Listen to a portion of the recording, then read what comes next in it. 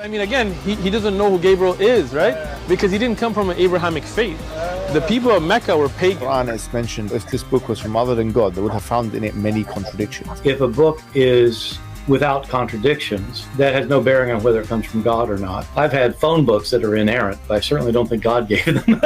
That we believe without understanding.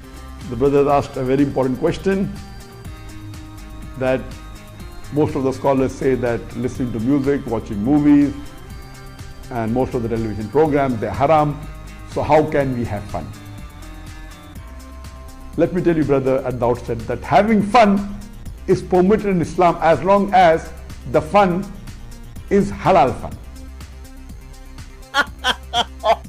That the standard narrative has holes in it. The Prophet tells us because Satan or the devil sleeps over our nostrils. Those who oversleep and not pray Fajr on time, Satan urinates in their ears. I really do think Jesus was crucified and that he really was dead and buried. He thought that he was a son of God in the sense that he was specially chosen by God. I think Jesus really did think he was going to be the Messiah, the future king of Israel. I mean, that is, after all, why they crucified him.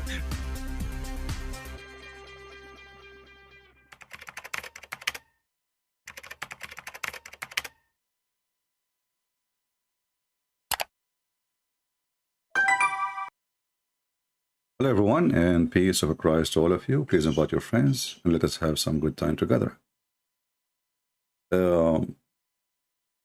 Always you notice that Muslims, they love to debate those who do not know anything about their religion. The second they knew that you can get them busted easy, they avoid you, they stay away from you.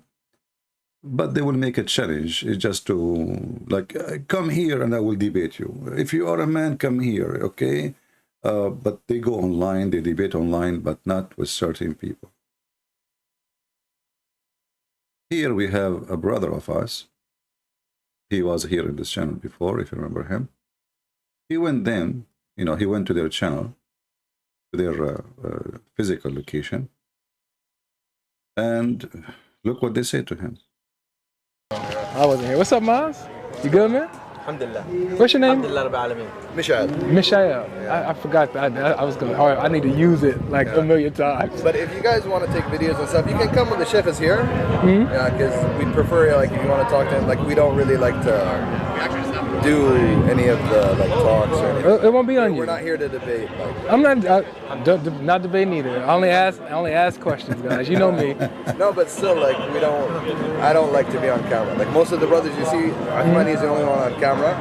So we don't like to go on YouTube and like to talk. So, okay, so if someone comes up and I'm just recording just me, it's my voice, just me, recorded on me, not even pointing at you, still no? It's no point. I think it's good.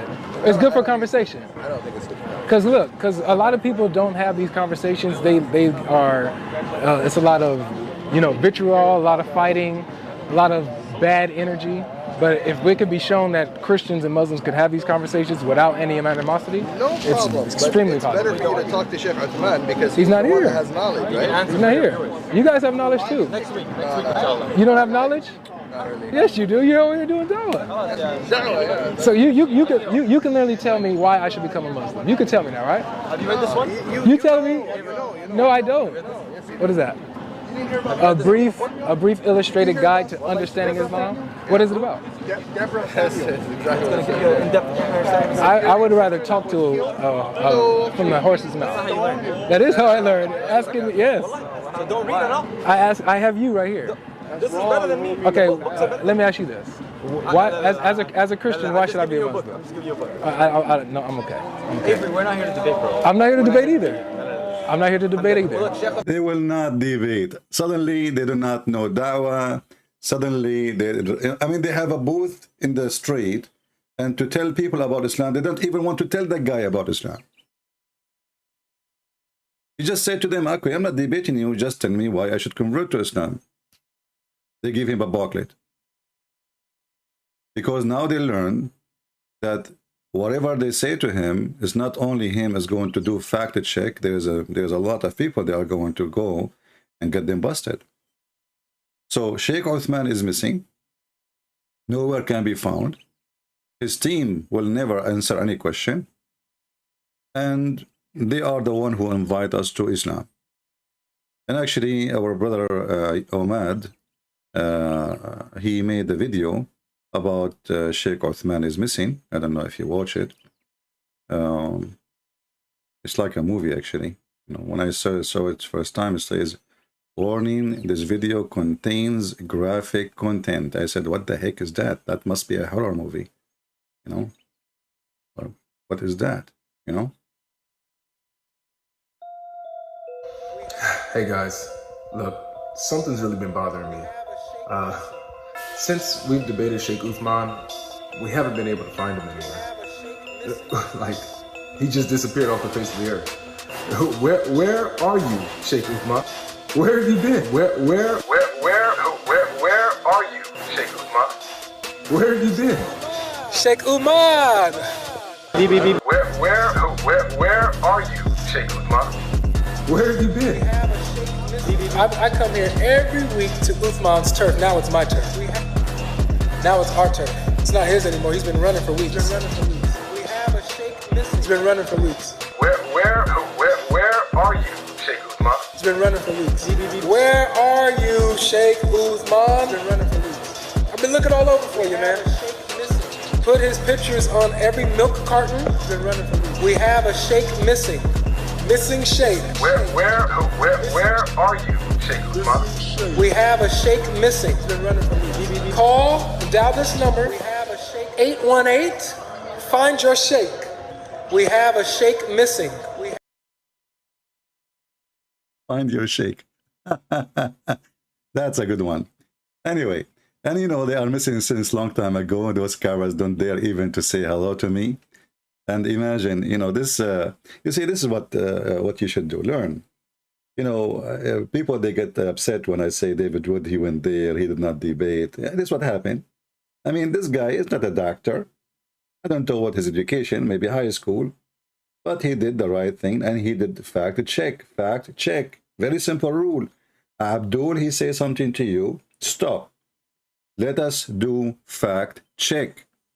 So when somebody have a PhD and he do not do fact check, so what kind of PhD is that? This is what PhD is about? You do fact check. You don't make just on your statement. So all what he did fact check, and he found that everything they are lying is saying is a lie. Very simple. You do not need to be a PhD person. Never take what a Muhammadan he say to you for granted. They lie. You noticed that each time a Muslim he say something to me, and you will see some naive Christian, they say to me, let him talk, let him talk. No, we don't let him talk. We want to check the fact which he said already. He was talking. Shut up your mouth. If you don't like it, go leave. This is not a place where just people say what they want to say. Here we have fact check. If you fail with your fact check, it means you have no fact and you are a liar. We are not here just to talk. Talk is cheap. Talk is useless if none of the talk is a fact. We will open our Skype, and as you see, the Muhammadan are running away from debating us. And I'm glad to see some young Christians, they are doing a good job, and they are learning how to do fact check on the lies of Islam. Islam without lies dies. That's always something you have to put in your mind. So when a Muslim, especially the one who grow a beard, is trying to introduce for you his religion, the number one thing you need to ask yourself, how many lies he said to me in the last 60 seconds? Not 60 years, in the last 60 seconds. They love to lie, and so, you know, Islam without lying does not survive. My Skype is open. If you are a Muslim and you like to join us and prove us wrong, we will do fact check together, and we will see how Islam can function after we do fact check.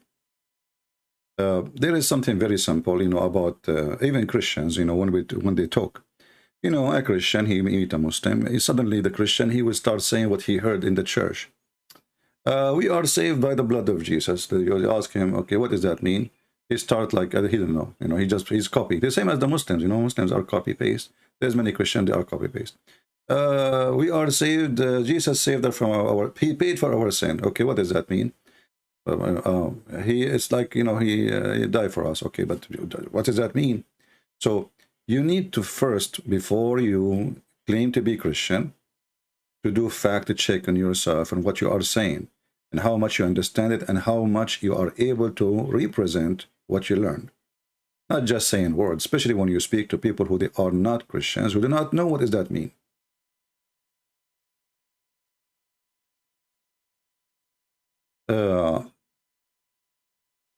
One of you here just asked me in Patreon, and we said 1,000,000 times, don't send me email in Patreon asking questions. We are here. I go almost every day live. Ask me the question. He said, in Ahmadiyya, he said to him, why you don't follow the Sabbath? And, you know, I asked myself, why a Christian himself cannot answer such a question? First of all, are we Jews? Isn't this is the command was given to the Jews? So why you don't say to him, why you don't yourself as a Muslim, you claim that Moses was a Muslim. As long Allah, he gave the order to Moses, people, to follow the Sabbath, then you Muslims are obligated to follow it too. Aren't you keep saying that Muhammad and Moses is the same? And Moses was a Muslim, Isa was a Muslim, Abraham was a Muslim. So how come the Muslim Moses, he have Sabbath and you don't? Why you don't respond right away in the speed of light and get them busted? And even the stupid Quran say clearly that this is a command Allah he gave to Moses to give to his people. But because the Muslims, they say that the Jews are the same as Muslims, specifically Moses and his people, then the Muslims, they have to follow. And as you see, Sabbath is very serious for Allah, to the point he made those who transgress in the Sabbath pigs and monkeys. Chapter 2, verse number 65. And this is alone actually proving to us that Islam is a fraud, because if Allah, he made somebody pig and a monkey for transgressing or like doing something wrong by not obeying the Sabbath, he made him a pig and a monkey. What about rape? What about child molestation? What about killing? Which one is more ugly? Somebody he decide to water his plant on Saturday, or somebody he rape a child.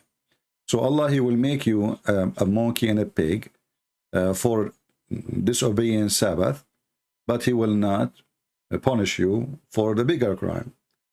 Obviously, this is a fiction. And as you see, this is Moses speaking to his people about the Sabbath, and he ordered them to do so.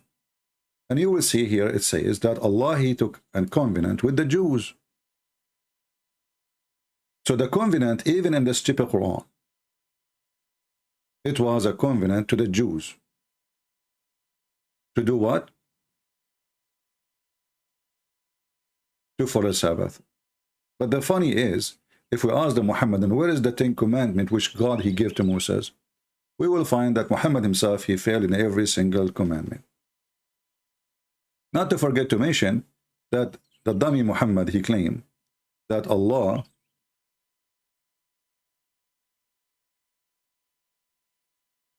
he misled the Christians and the Jews from following the right day.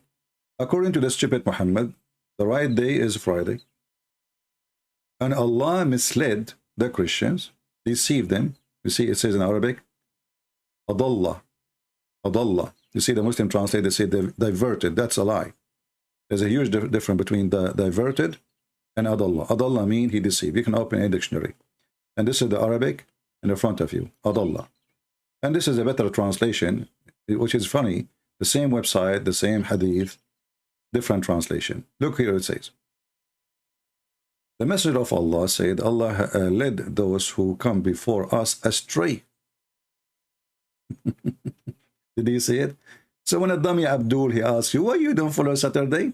You say to him, well, Allah, he deceived us from following the Saturday. So look what it says here.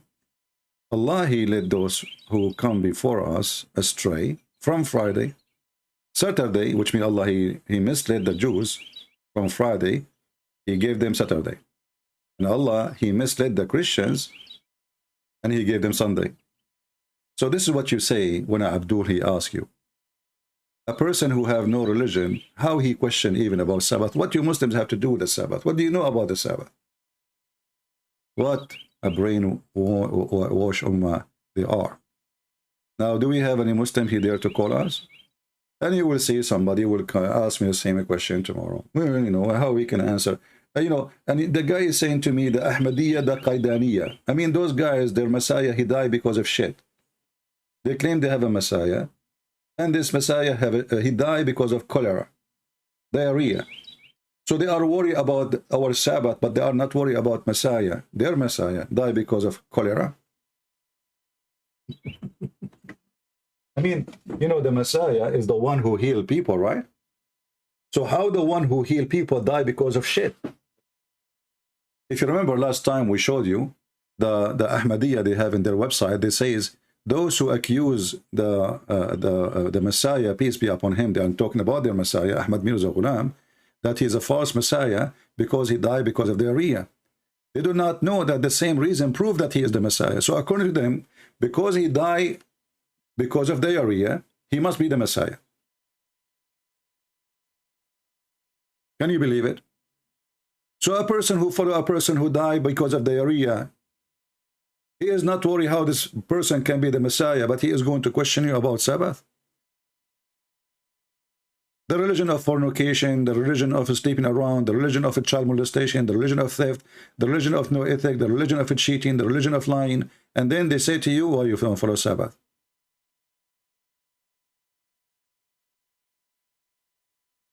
Why the Muslim calendar is short? Because they are using, you know, the wrong calendar. You know, the lunar calendar, it used to be used in the Middle East by all nations, including the Jews. But what happened, Muhammad is a foolish man, as usual. And he wanted to look different. So he took from the Arab, their tradition. He took even the names of the months, like Ramadan. Ramadan is a month exists before Islam, and the name is not new. But Ramadan before Islam was not the same as Ramadan today. The Arab, they used to fix the lunar calendar by adding a few days every few years. And the same until now, actually. Those who want to follow this lunar calendar, they have to do correction. Muhammad, because he's an idiot, and he wanted to be different, he told them that this correction is wrong. Chapter 9, verse number 37. So adding days, which will cause delay of occasions, because you are adding days to the year to fix it. This is from the act of shaitan, according to Muhammad. So look what happened now to the Muhammadan. Because of the stupidity of Muhammad, Ramadan sometime come in December. Ramadan sometime come in January, July, September, October, etc. Every year have to move few days. Why? Because the Syrian Muhammad, he decided to act differently. He don't want this correction. And who is the one who told him to do that? Supposedly Allah. And this is additional proof that Allah is a stupid God, aka Muhammad. How we can celebrate? When is the birthday of Muhammad? The Muslim, they say to you, when the birthday of Jesus, right? They say to you, when was the birthday of Jesus? And then you say to them, oh, we celebrated Christmas, but this is not really the birthday, right? The Muslims, they question, how come you celebrate in December 25th? Well, what about we question, how come the birthday of your prophet? 1 year is in January. 1 year it is in October. 1 year it's in August. 1 year it's in September. 1 year it is in May. 1 year it's in March. When is the birthday of your prophet? Why it became a mockery? Because simply, Muhammad, he created this verse, claiming that this is from his God, and the one who act the correction of calendar is a kafir. This is from shaitan. For us, when we celebrate the birth of Jesus, We are celebrating the occasion. We are not celebrating the date. Because first of all, any date, even if we know the date, is not cannot be celebrated again. Time does not go back. So if somebody is born January 1st, and then every year he celebrates January 1st, in fact, this is wrong, because even the sun calendar have error in it. It's not perfect, and you have to add correction. We have something called lab year, right? Even in the sun calendar. So every 3 years we have February 29th. So you have to add, let us say, if you are a person who live for 50 years, then you have to calculate how many days are added to the year, and then you take them off, and then you will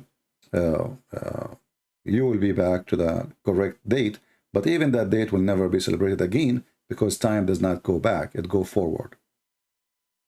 So we don't celebrate occasion, sorry, the birth date, we celebrate the occasion. When you celebrate the birth of your son, you are not celebrating the date, you are celebrating the occasion, his birth.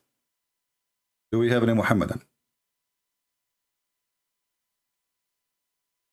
Who is a brave Muhammadan is not yet missing?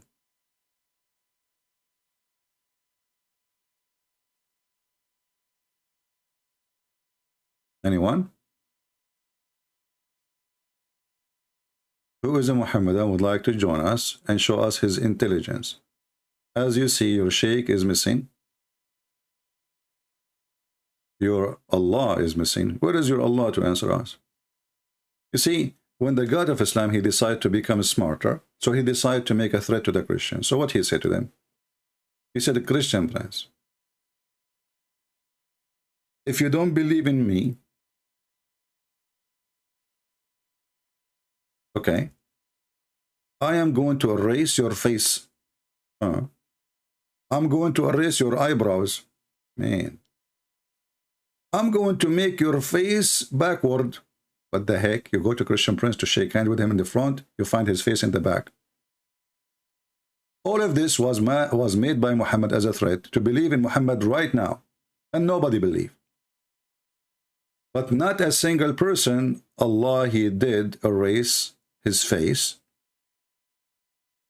zip his mouth, put his eyes in the back, as the verse is saying. So it was a catch-up threat, like the threat Mr. Sheikh Uthman he faced. We have your video, we are going to post it later, and never posted anything. We have you in video, we will find you, and nothing posted. He did not even report to the police because it's a lie. So who is a Muslim can explain to us how come? You see, Jesus the Messiah, he cursed the tree died right away. Do you know? And it is a fig tree. Maybe some of you do not know how hard really to kill a tree, normal tree. But about fig are very aggressive. They can live in the middle of nowhere, in the desert. They can handle the most harsh weather. They can stay without water for a long time. Jesus says one word to the tree is dead. Allah, he said million words for the Christians, and nothing happened to the Christians, as you see. Catch up, God. He said he will erase our faces. And if you say this is in the day of judgment, well, the stupid Muhammad, he added his own words to cut you busted. Look what he says. The same as we did to those who broke the Sabbath. So this is not going to be happening in the judgment day. The Jews, supposedly those Jews, they did fishing on Saturday. And right away, Allah, before the end of the day, he made them pigs and monkeys.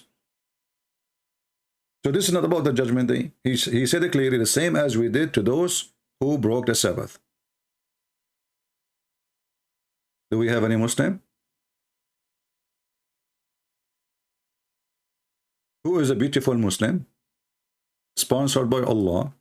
Because remember, Allah will give you all the answers you are looking for.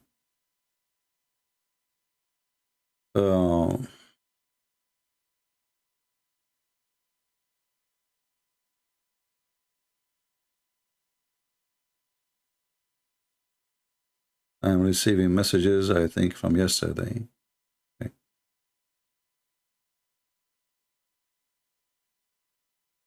okay, this is a Muslim, but this is today. All right, let's see this Abdul.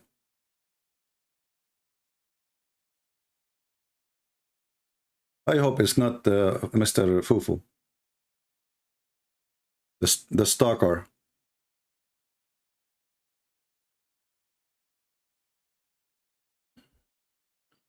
You will notice always that Muslims, they are copy-paste machine. And their answers, because it is copy-paste, it's foolish. We are calling this guy, he is not answering. He is not answering. Let us see someone else. If you are a Muslim, text me and I will call you.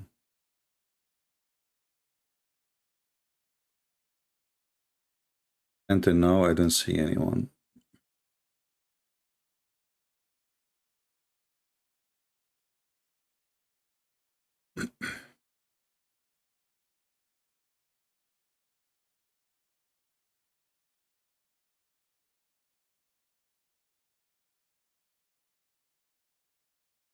Okay. Well, until we find somebody who is willing to answer our phone call, we will continue.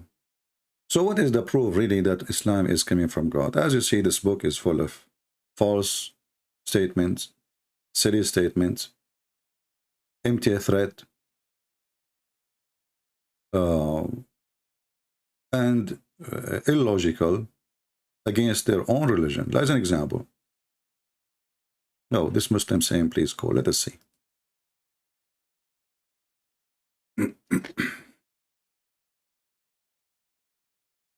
We are calling him. Yes, my friend, you are a Muslim? Yes, I am Muslim. All right, my friend. Are you Muslim? No? I am smart, so I'm not a Muslim. You cannot be smart and a Muslim at the same time. What do you think? Yeah, you're smart. Yeah, your voice is cutting. If you have too many applications, close them down. Huh? Yeah. Yeah, as an example, look with me. In chapter 4, verse number 48, it says that Allah forgive not those who take partner with him. Is that true? Yes, that's true. That's mean all the Muslims who converted in the time of Muhammad, Allah did not forgive them, they will go to hell. Abu Bakr used to take partners, Omar, he used to take partners, all the family of Muhammad, they take partners, but you just say this is true.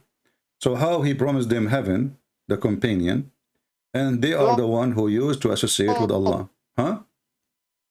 But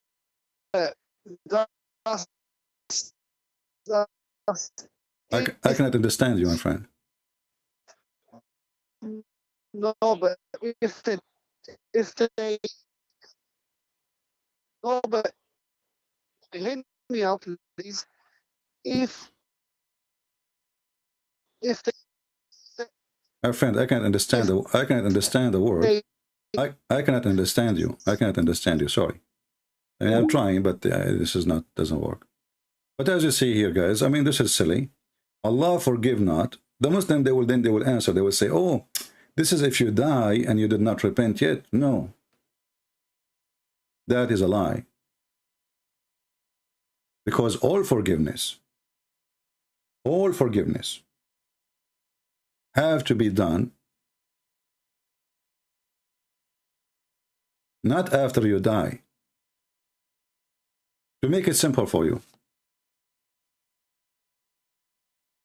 the moment of death is the moment nothing can be accepted anymore, which means you cannot pray anyway, unless you are a Muslim. They believe, right? Sometime, you know, some Muslim, they say there's a punishment of the grave, but this is not about prayer no more. That's it. You are in the grave. That's it. Your words, your statement, your prayer, your act, already it is there, and you are dead. So when Allah will forgive you?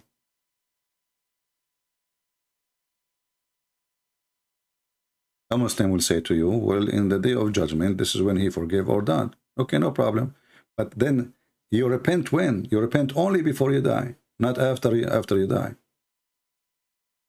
And here it says, Allah forgive not the one who take partner, which means even if you ask for forgiveness, He will not forgive you.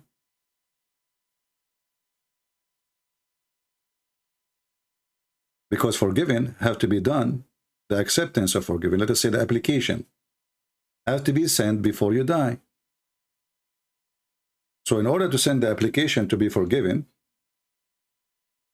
you have to send it when you are alive. After you die, you cannot send it no more. And the verse is so clear. And there's more verses actually. Getting this one is more, more clear.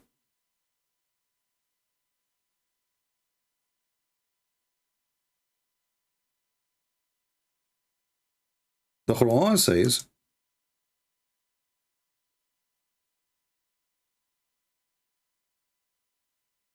how Allah can forgive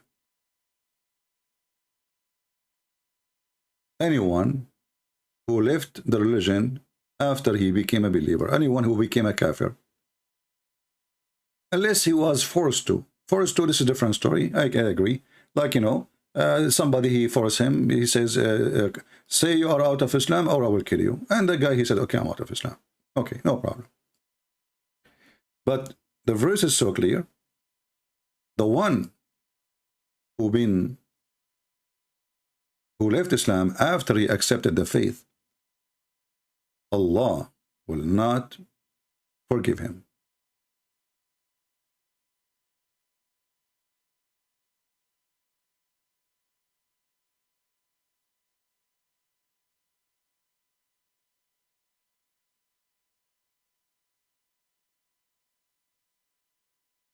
And there is more verses.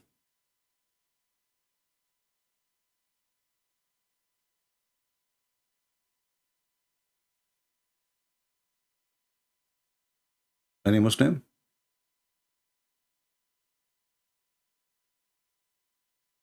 You want to call me so we can show more verses?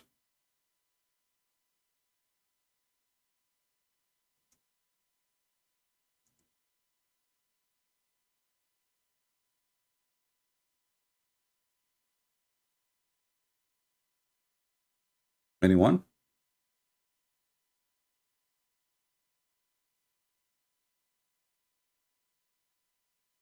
We go to different verse just to show you that everything we say is consistent.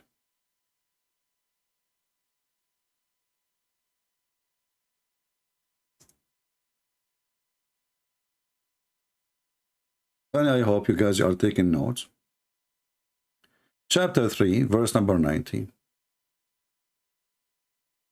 It says clearly that those who became kuffar after they accept Islam, there's no repentance for them.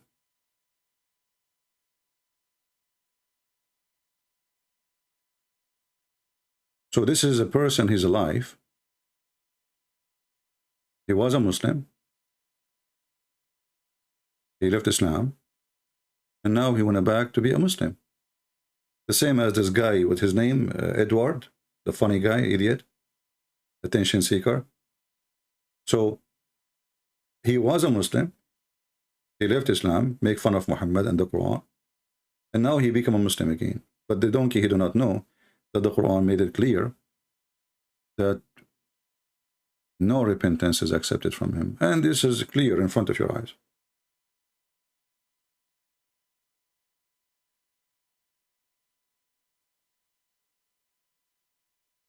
Do we have any Muhammadan?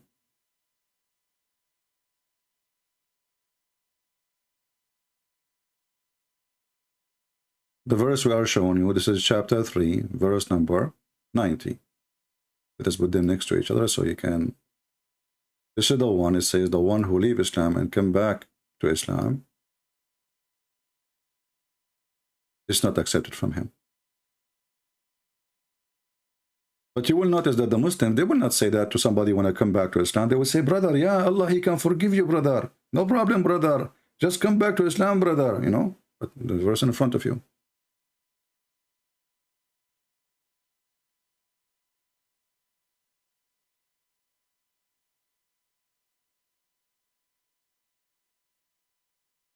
Any Muhammadan?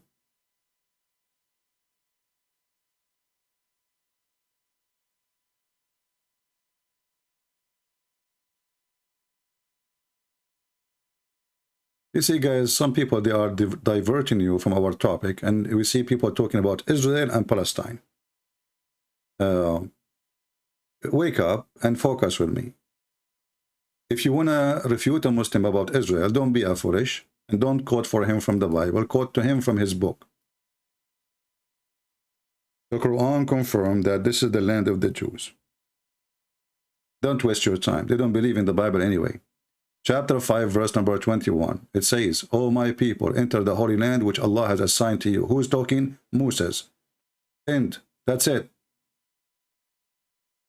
Focus. Learn. Get them busted. They are stupid, are you? When you quote verses from the Bible to show him that he is wrong, I mean, how smart you are. This guy, he don't believe in the Bible. But when you show him from his stupid book that he is wrong, then what he will say? He will say that the Quran is weak. The Quran is a lie. Learn. When Muhammad himself, he says that the one who built Jerusalem is Solomon, the son of David. Can he refuse that?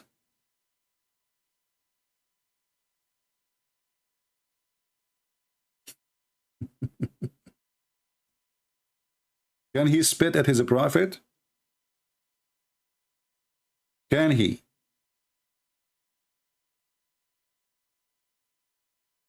They love to divert you from the topic so you don't laugh at their religion. And they're always successful, by the way.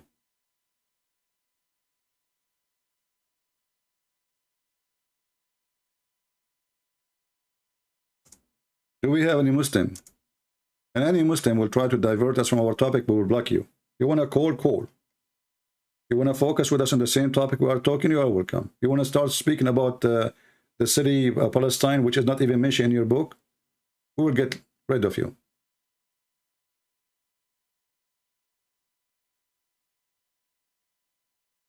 Any Muhammadan have a comment?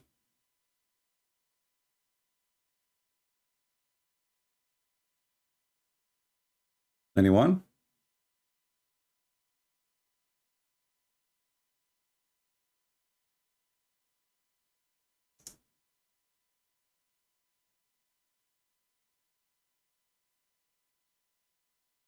If we read here, let us see if we can find the reference for you.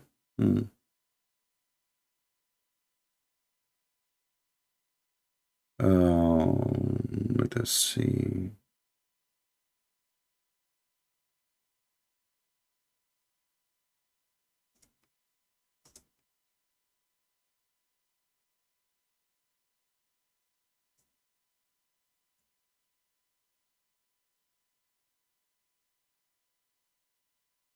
Okay, we cannot find this one. We will find the other one.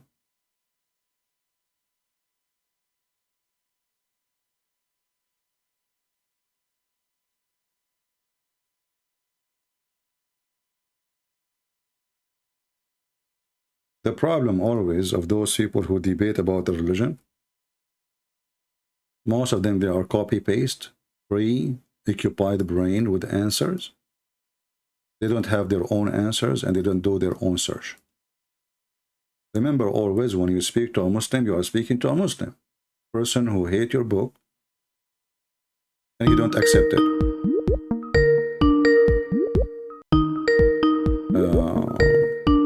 Let us see this person. Hello? Hello? You have a very bad noise in the back. I can't hear you. Okay, now I hear you. Go ahead. Yeah, this is Joseph from India. Okay, Joseph. I have some questions about Islam.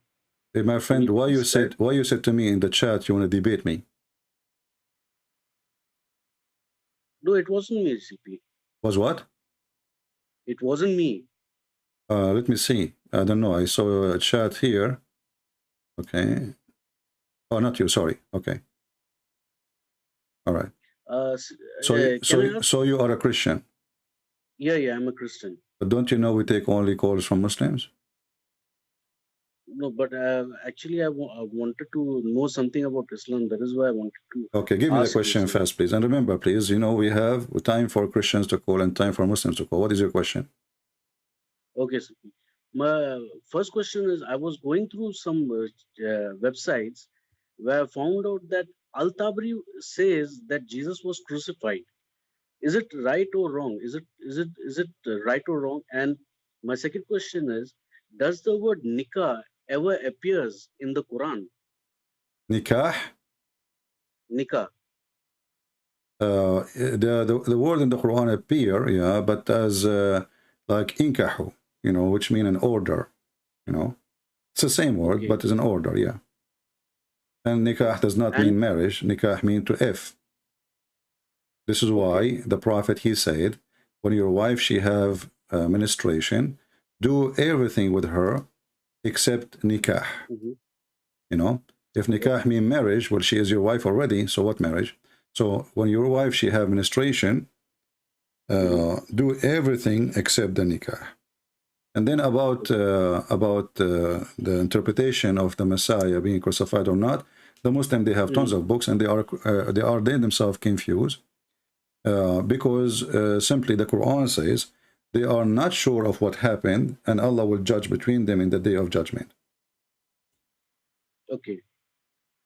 Okay, that's all. Okay. Yeah, and nikah. That can you give me the verse and the chapter, CP?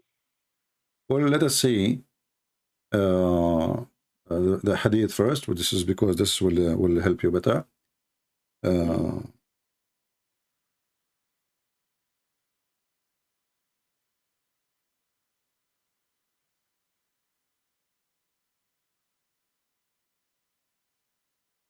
We are going to put it out for you. Here we go. And we will show it to you in English, so you do not need to look for it in Arabic. Muhammad is teaching the Muslims that you can do everything with your wife when she has her menstruation, except nikah. And the Muslim here in translation, you need to take a note that the Muslim in the translation, they translate the word nikah as sexual intercourse. But the word in Arabic is nikah. Isna'u kulla shay, and this is Sahih Muslim, hadith number 302. And this is Sunan Ibn Dawood, hadith number, and this is Sahih again, hadith number 258. And this is again Abi Dawood, hadith number 2165. And you will see here in Arabic, it says, جامعوهم في البيوت واصنعوا كل شيء غير النكاح. So when your wife, she have her menstruation, lay with them, you know, have sex with them, but not intercourse. And nikah simply is to F. All right? So when they lie, they say the word nikah does not mean what Christian Prince is saying, the proof in front of your eyes. And about the Quran mentioned that many times. As an example, when Allah, he ordered them, according to the Muslim, to get married, he did not say to them, marry. He said F, F2, F3, F4. And if you could not afford it, then you F1. Chapter 4, verse number 3. Chapter 4, verse number 3. Okay. Yeah, the word there is inkahu, which mean to F them, F2, F3. And you will see the Quran did not start even with 1, start with 2 and 3 and 4. And then if you could not afford it, the word here tadru, the Muslim, they justify it as you cannot afford all of those, then you go for 1, which means the good Muslim is the one who have more in his house. And then in 114, the same chapter says that any will never be just. So the Quran is a stupid book. How you say to them, go and F2 and 3 and 4, and then if you cannot be just, then and you will never be just, you know. Yeah. So actually, let's see. لن تعدلوا. Hold on, give me a second just to remember exactly the verse.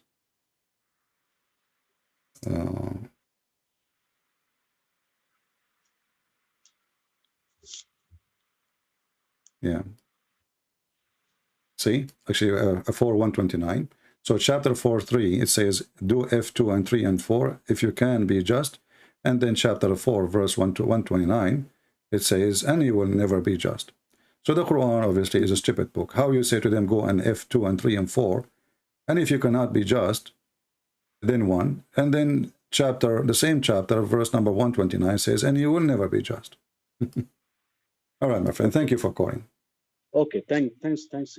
Yeah. Let us see. Where is the Muslim?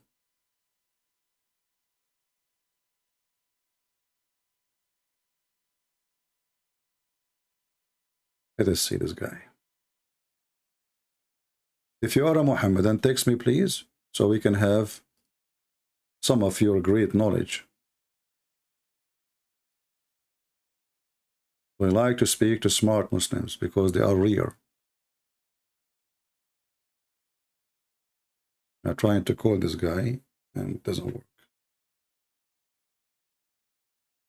Okay, well, this person is not working. Any Muslim? Anyone?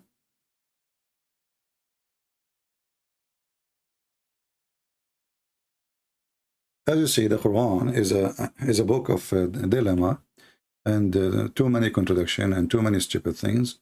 So in one hand, Allah, he says, if you cannot be just, then you go and do one. And then the same chapter says, and no man can be just with women. You cannot. You will never be able to be fair and just between women. So he put a condition, and then he told you that the condition is impossible. And he made it clear to you that you should go and have 2, and have 3, and have 4. And if you could not be just, which is about, to be equal, treat them equally, mostly about women, about money, because Muslims really, they don't care for just. As you see, Muhammad himself, he was not just with his wives. And actually, even the statement here about 1 and 2, 2 and 3 and 4, I believe in the beginning of Islam, Muslim, they did not take it as 4 wives. They took it as 9. 2 plus 3 plus 4. And then if you go and check in the history, you will see how many wives the earliest Muslims they have. Then the Muslim, they will say to you, the hadith, that the Prophet says, any one of you have more than 4, let him divorce the rest. But this is not really the Quran. This is a hadith. We do not know if it's true or not.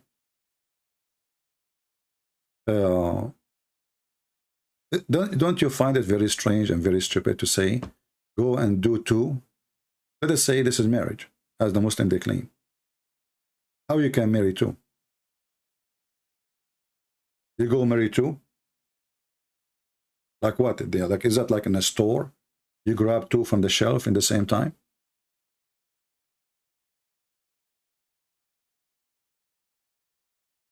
The language is stupid because the language is not giving us really a right meaning.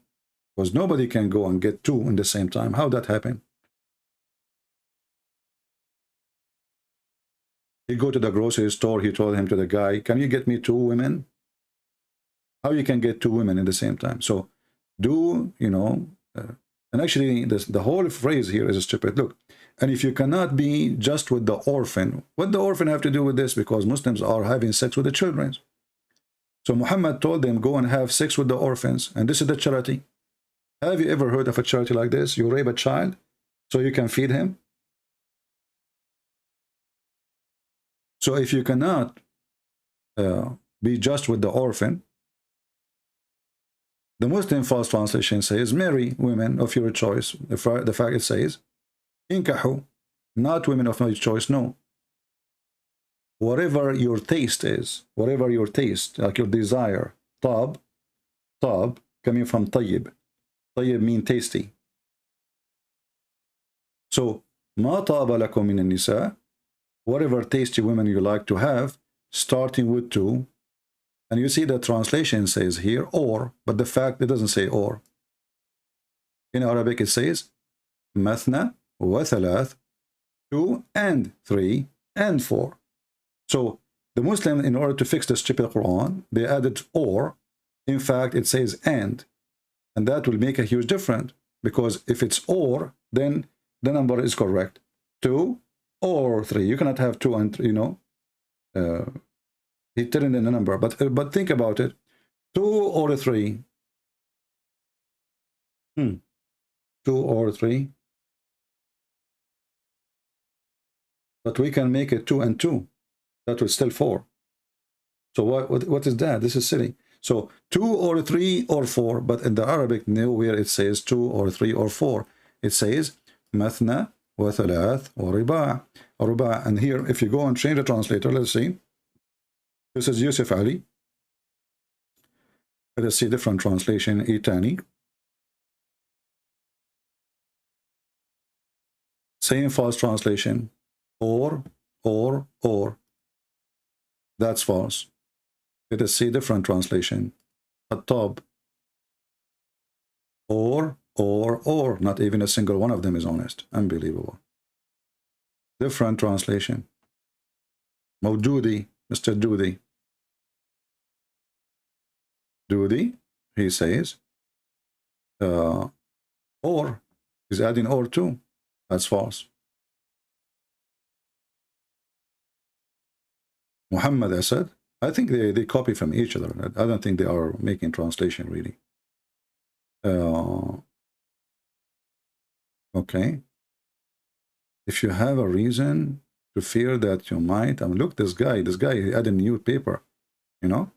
What if you have, okay, reason, okay. So 2 or 3 or 4, the same garbage. I don't think we will find one of them is honest.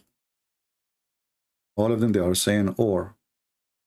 But the easiest way to do it, this is the letter, wa, here, this letter, wa, let us zoom in. You go right now, you type the letter in Google Translation, and you will see wa in Arabic mean and. Or you can open dictionary. Actually, we can do this. But maybe that will be hard in search engine because it's one letter that will show us million words.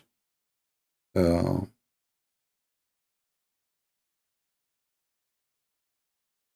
will use Google Translation, peace be upon him.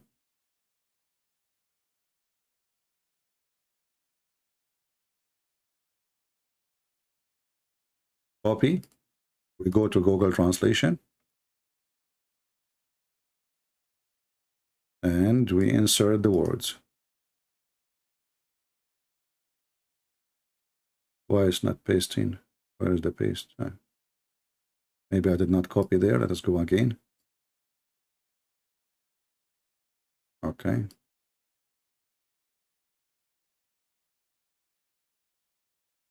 Okay, let's just do this. I don't know, for some reason it's not pasting. Here we go. See? It is and.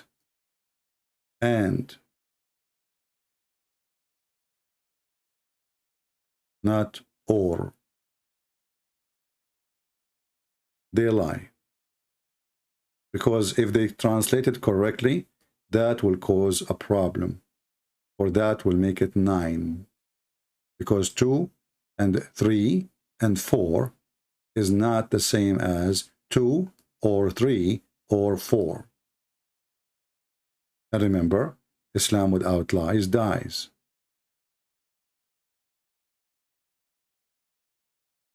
Do we have any Muhammadan?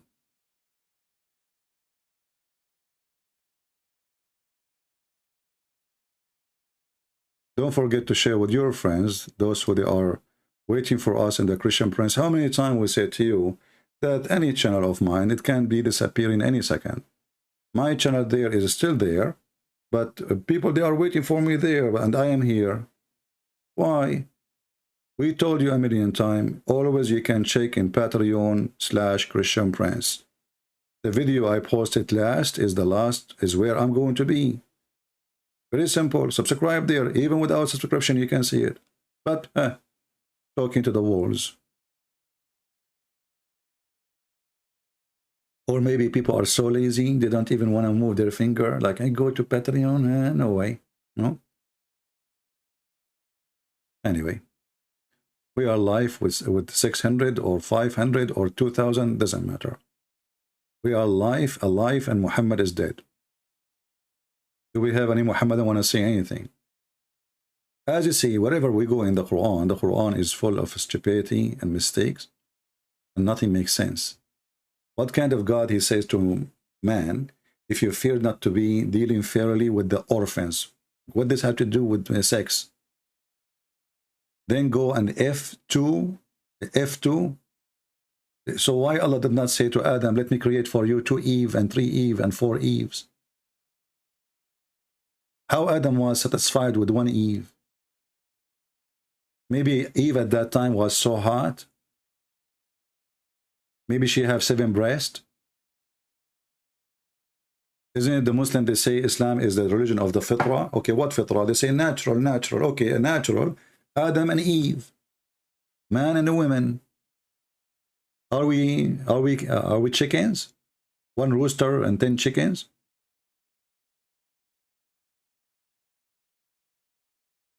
And why Muhammad he have all those wives if Muslim can have only 4?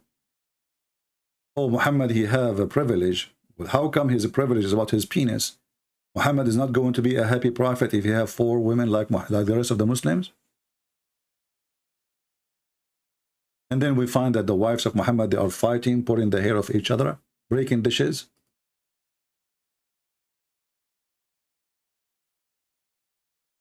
Do we have any Muhammadan?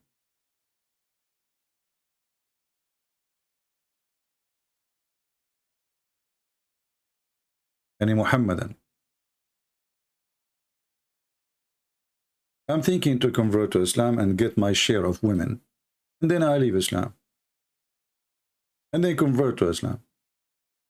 Each time I feel like, I want to have some more women, I convert. And the Muslims, they say to you that the Christians are jealous from Muslims, which is very funny. We can be Muslims by saying 1 sentence. What jealous? I mean, you see how easy? Like I can be jealous from, let us say, a person he loves money. He can be jealous from somebody is very rich. Well, he cannot be rich like him by just being jealous, or saying a statement. In the case of Islam, I can all the jealousy you're talking about, I can get what you have, which is nothing, by the way, because what do you have? Having 4 wives is not a privilege, really. It's a stupid thing. This is a curse. 4 wives, 4 mother-in-law, 70 kids. You will live like a donkey.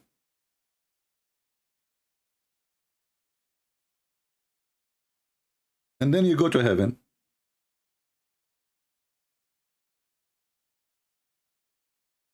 And what you do in heaven? You are holding your penis all day long. You don't even have time to drink water.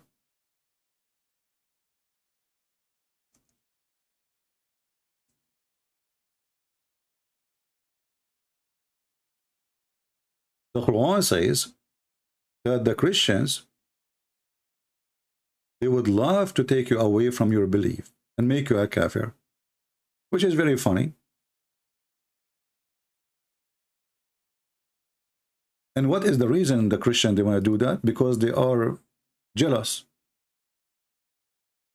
Have you ever heard of a stupid, reasoning? Like, let us say they want to deceive you, okay. Let us say they want to, they are lying to you, okay. But because they are suffering from envy,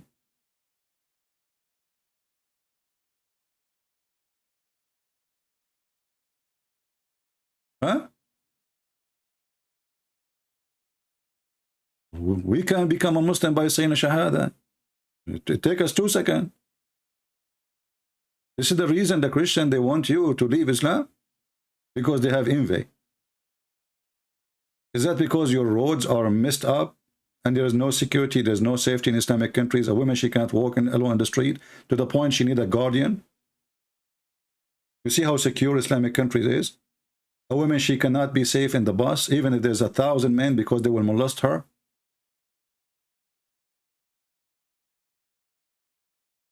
Don't you Muslim, you put guards over the graves when a young woman, she die? Because you're afraid that a bunch of Abdul, they will come and they will drag the woman from her grave and she is dead and you will rape her? What envy?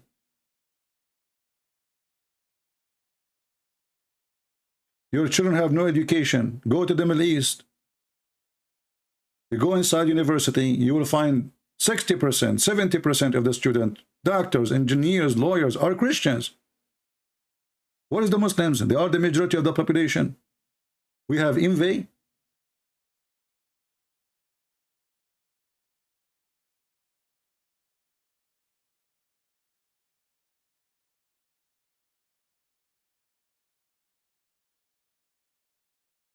Any Abdul?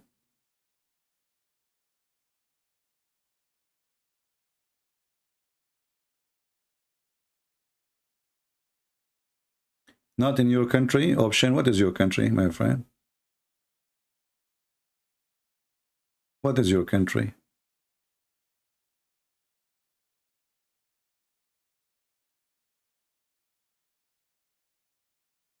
I never saw an Islamic country is safe and secure. Emirat is the place of prostitution, human trafficking, all madness. Saudi Arabia, a woman will disappear if she walk alone on the street in 5 minutes.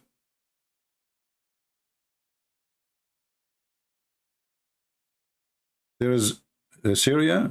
Syria is more horrible. Syria now, they kidnap you just to take your money. Syria. Look what this guy is saying. Syria. Good luck with that.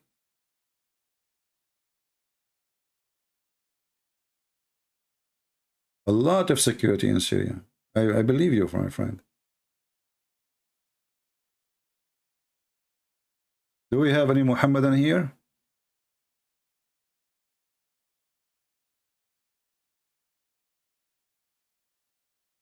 Any brave Muslim would like to call us, join us, show us something good about Muhammad? We can change topic for you.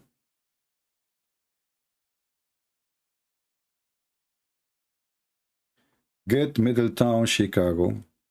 Yeah, but you cannot compare Chicago, even if you claim about Chicago, to anywhere in the Middle East. Middle East, they kidnap you for reasons very extreme. Like in Chicago, you might find 2 gangs fighting over drugs. They don't go and just get a guy walking in the street. In the Middle East, no. In the Middle East, you walk in the street, somebody look at your eyes, you look at his eyes, right away you have a fight. Roosters.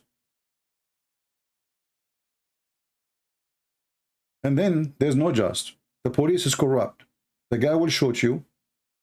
They take you to jail. After 5 minutes, you're out.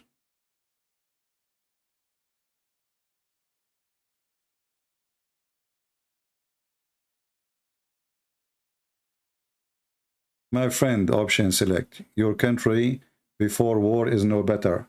Because if you are not kidnapped from the terrorist, you will be kidnapped from the government. Give me a break, my friend. How you can have security if the security themselves are the one who will kidnap you? We know all the laundry of the Middle East. All of it. Open your mouth and speak one word against your government. You and your family will disappear. And you are telling me you have a security?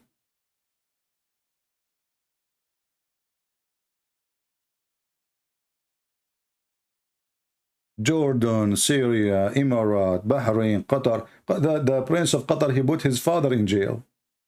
His father.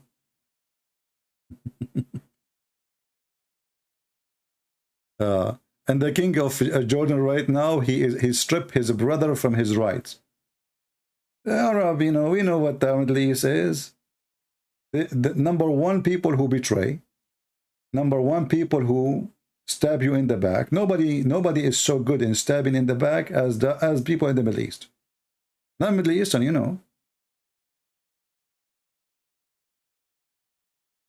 If you go to Israel right now, 95% of the crimes is in the Arab territory. And I challenge anyone to say to me I'm lying.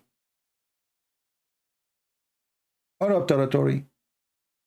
Drugs, prostitutions, kidnapping, killing, theft, you name it.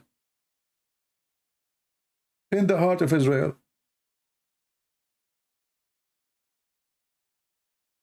If you go right now and check how many Muslims in jail in France, you will find how high the percentage. But the Muslims in France, they have a low, I mean, they are not, they are big in number, but they are still a very low minority in France. So why the majority of people who they are in jail, they are Muslims?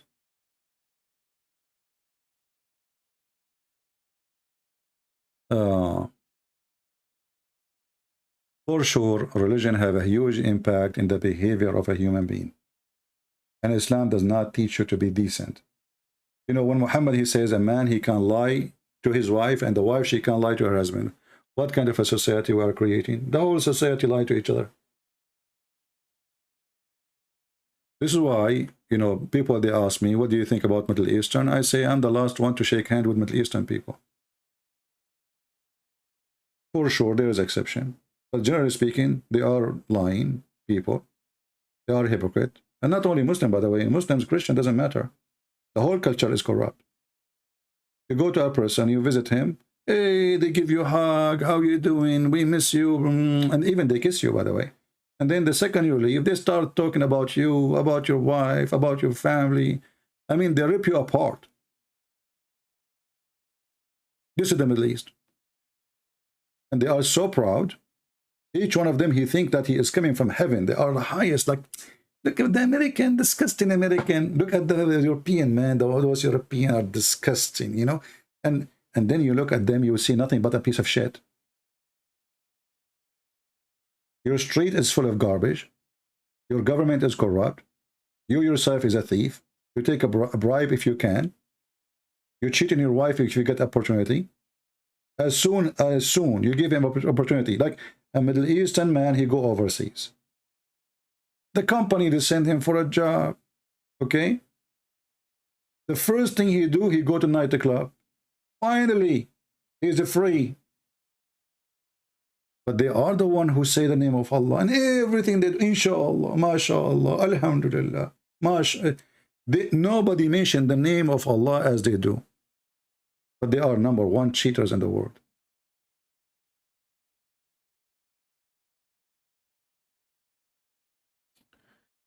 Anyway, reality.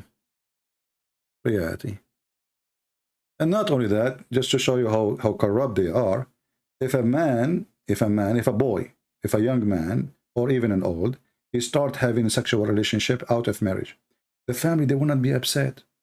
If their daughter do that, oh man, they will kill her. This is brought shame to the family. They are very hypocrite. And then what their daughter do, they do it under the table, secretly, because how their son is having sex around, simply because there's other daughters from other families, they are doing that, right? Which means the whole society is corrupt. But everything is under the table. But when they find that their son is doing that, they are proud about their son, how many girls he slept with. This is the Middle East. Welcome. The land of corruption and fabrication and lying.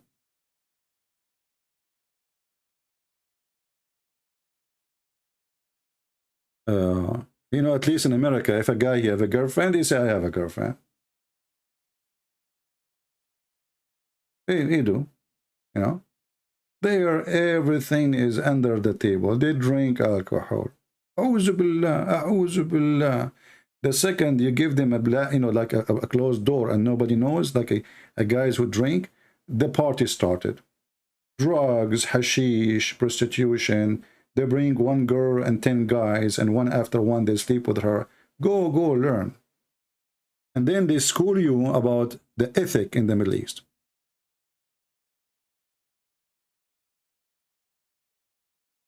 And as you see, I'm speaking not only Muslims, even Christian. They got their shares of the corruption too.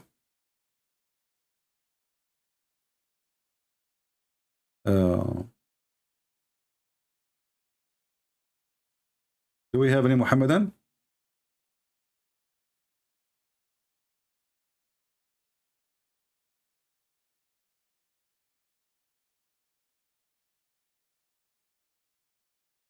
Anyone?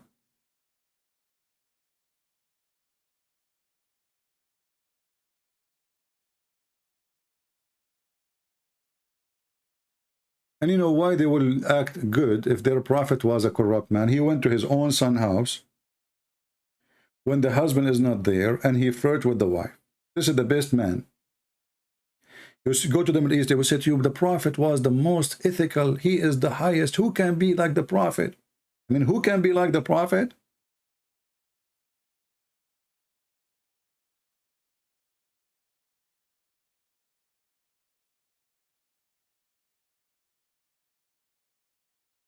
Do we have any brave Muhammadan would like to say something to us?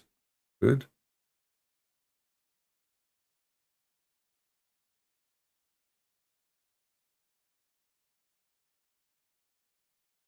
They are very hypocrite.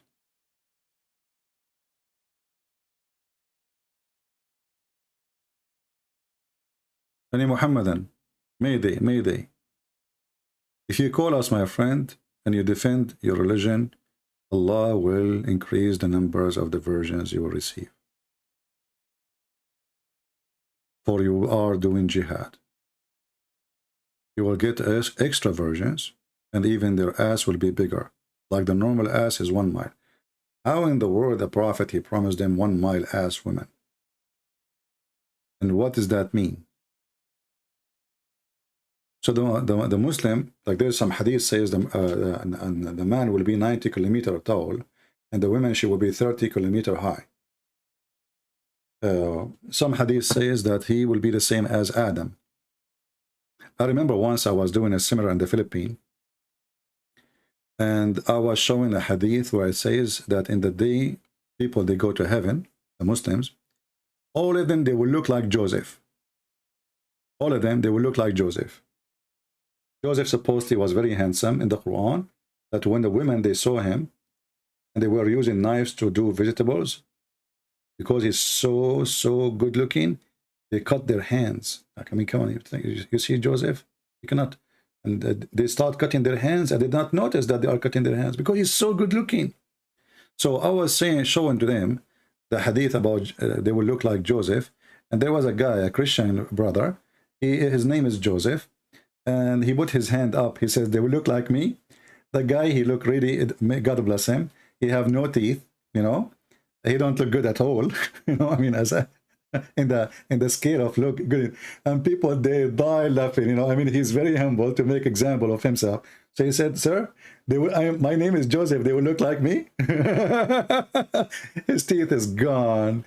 I mean, I was saying, trust me, you look good, my friend, God bless you. But it was very funny. All of us, we will look like Joseph. All of us. I mean, can you believe how stupid this heaven is? And this is why the Quran says that the women, they will be restrained in their tent. Why? Because if they get out, all men look the same. How they will know which is the husband? You know what I mean? So they have to be restrained inside the tent. You see here, the translation says, this is false translation. It says they will be restrained inside their tents. Because if your wife, she get out, how she will find you? All the men, they look the same.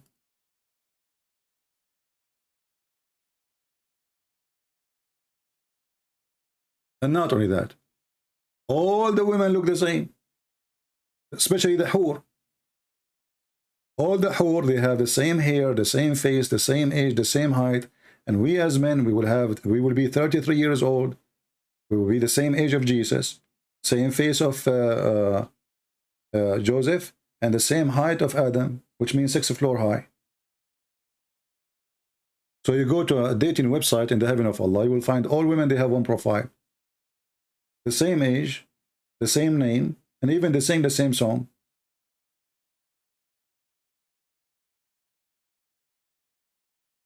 And you know, if all the women, they look the same, so what's the point of having many of them? What's the point of changing the women? If she is the same, it is just a copy. And all of them, their name is Hur. So you say Hur, all you say yes. No, I talk to you. Yes, sir. You said Hur. All of us, we are Hur.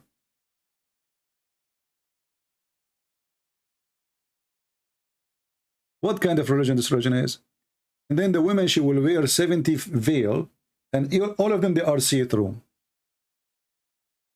And not only that, even the bones of those women, you can see through.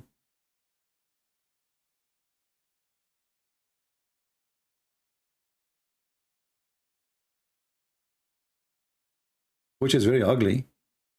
Imagine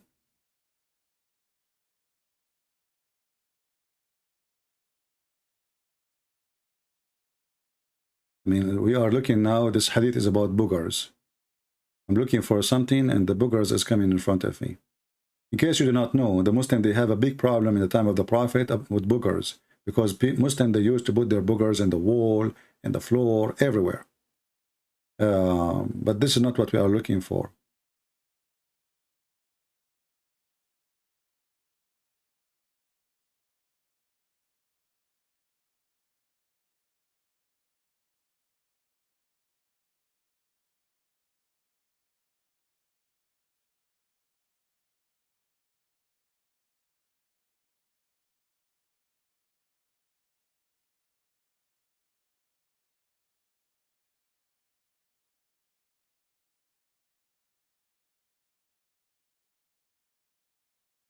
Okay, so look at this hadith here.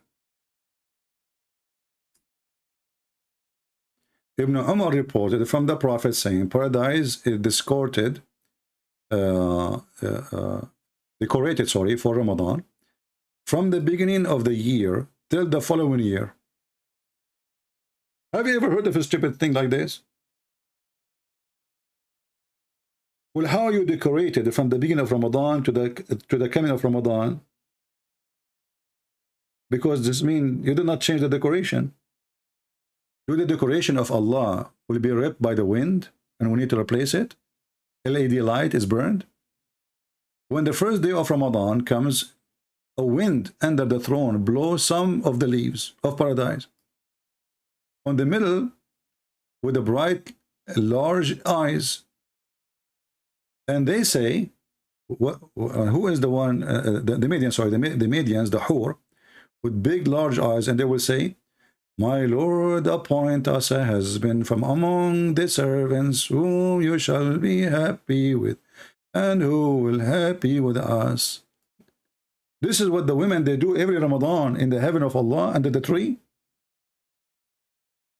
They sing the same song. They are horny. Please Allah, appoint a husband for us. A man, he will be happy with us, and we will be happy with him.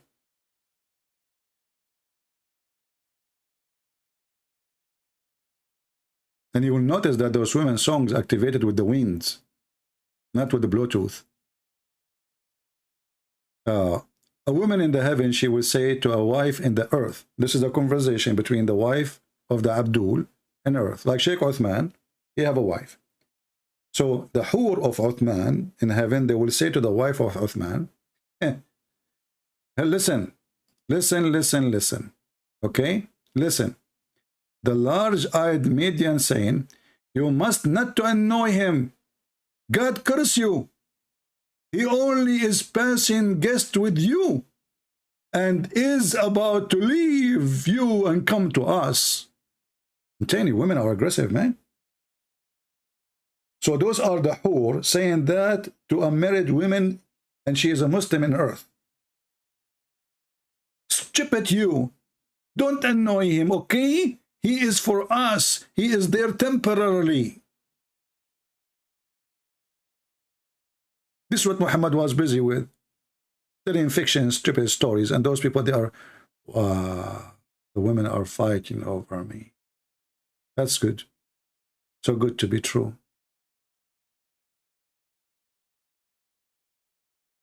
My friend, if women are fighting over you, you are at risk. You better buy insurance. Don't get excited.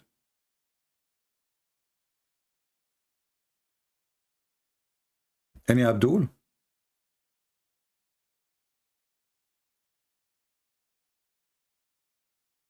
Do you think Hezbollah can be defeated by Lebanese army? You know, Lebanese army, you made me laugh. Half of the Lebanese army is members of Hezbollah. You know, the Shia, they are controlling Lebanon. The president is a Christian, but he is a fraud. You know, all what he cares is making money, give him positions. And the Shia, they are in all branches of government. The police, the, you know, and I'm talking about Hezbollah and Harakat Amal, you know. So, no. If a war happened, the Lebanese army will split, will not stay. So those who they are with Hezbollah, they will join Hezbollah.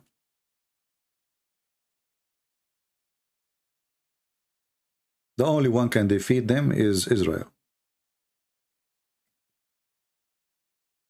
And if the Christians decide to go to war, they can defeat them too. But the Christians, they are divided. Do we have any Abdul? Anyone?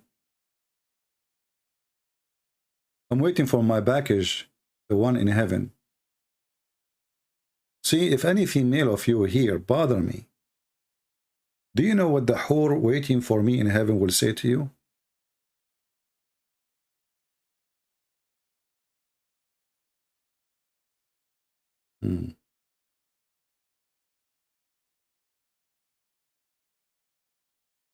Hey, Sahih Christian, how are you, brother?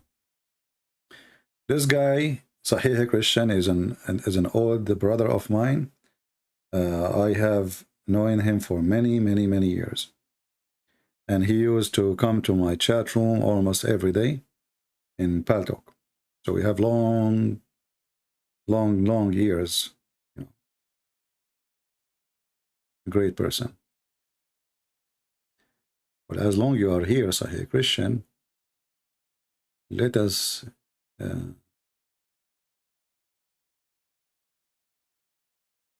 where is his name?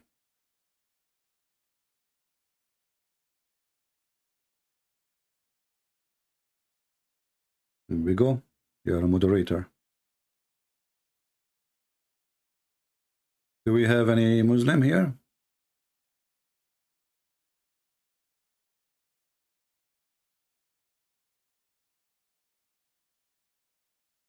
Any Muslim?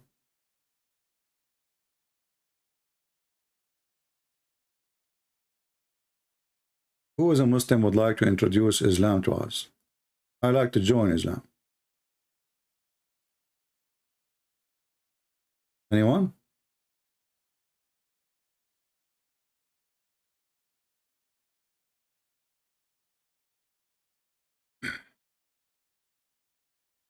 Look like we are out of customers.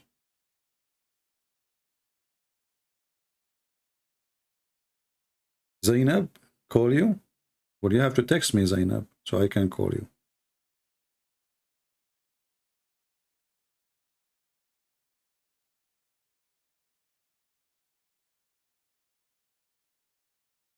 If I make you moderator, you will suckle me?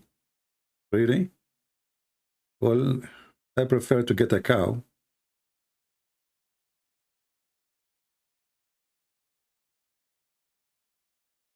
Any Abdul? If you are a Muslim, you need to text me in Skype, and then I will call you.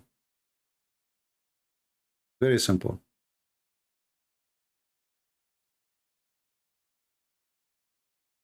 Anyone?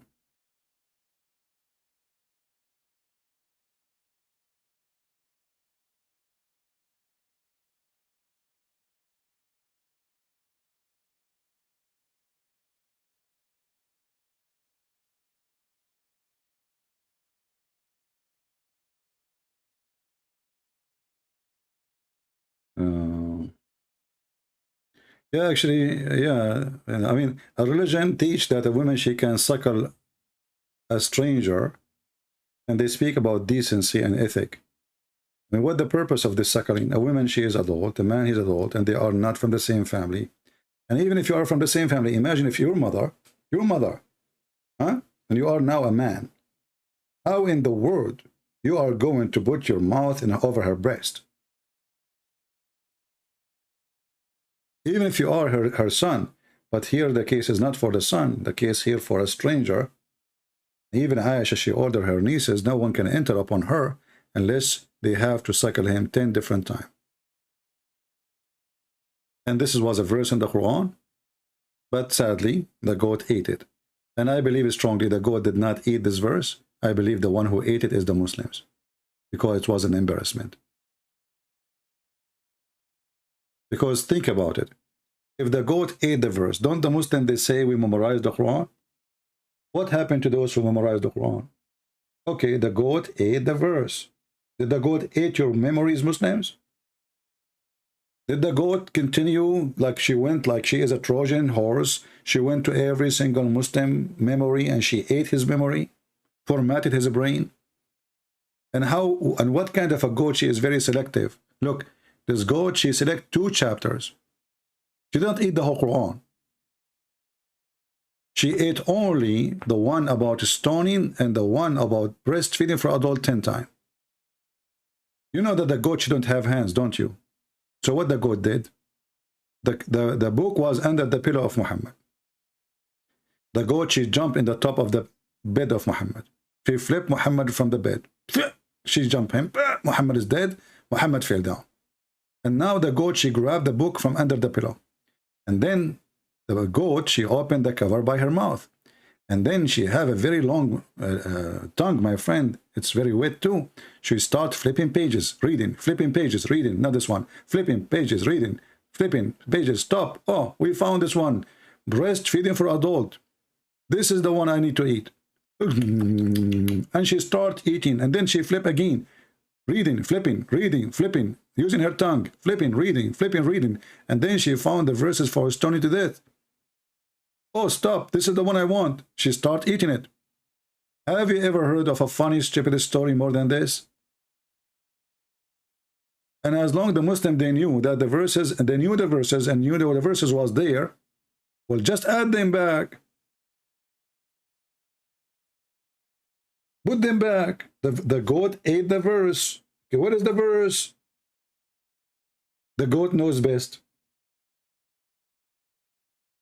And the funny, they go after the Christian, they say to them, your Bible is corrupted. My friend, have you ever heard of a Bible eaten by a goat? Imagine the Christian says that Jesus, he gave us a Bible, but the goat ate it. And the funny, they say to you that the Quran is protected by Allah. I mean, a goat did beat Allah. It's a goat, meh. It's not even a cow. I mean, if a cow, I would say the Hindu behind it. It's a goat. Meh, peace upon her.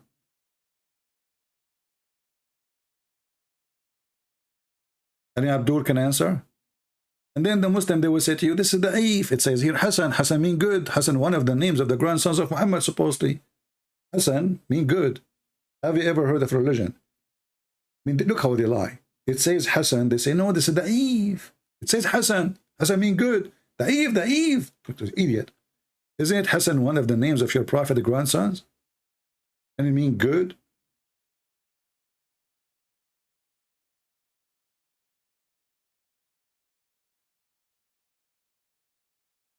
And you know what? If I know this goat, I will shoot her in the head. Because of her, we lost one of the most funny verses ever in the Quran.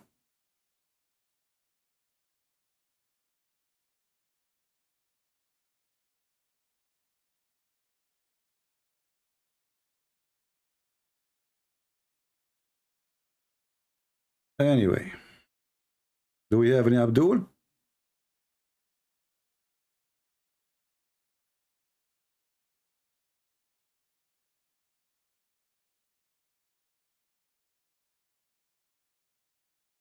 Anyone? Israel, Mujahid, Christian Mujahid International, why Pakistan call himself Palestinian? I didn't know what this conversation is about. Focus with me, guys. Focus with me. Otherwise, I will send you to heaven. I have connection. I'm an Arab. This God, he speaks only Arabic. A Muslim, by the way, if you want a translator to translate your prayer for you, because Allah is stupid, he don't understand your language. I mean, how in the world you speak to him in Urdu, and he is not a person who speaks Urdu? Adam, the first man, when Allah created him, he spoke Arabic. This is the language of Allah.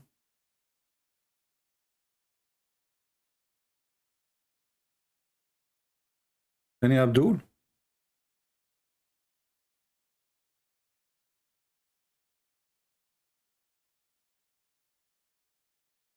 And by the way, this goat is until now wanted, so if you have any information, you can call the Crown Prince of Saudi Arabia or Hassan Nasrallah, the head of Hezbollah. Because the Shia, in case you do not know, they agree that the Quran is corrupted and the only true Quran is the one with, what's his name? Al-Mahdi.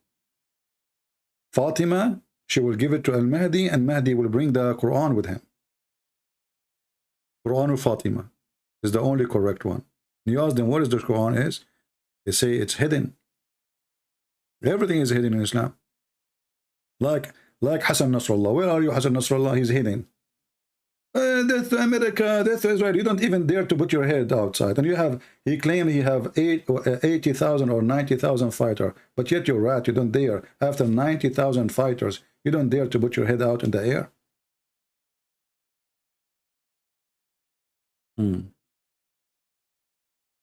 Yeah. وَدُّوا لَوْ تَدْهُنْ فَيَدْهُنُونَ. Yeah, this is another stupid thing. Oh boy. Any Muhammadan? Look like today it's dry.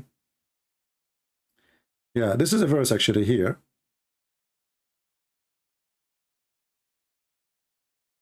Which is very funny.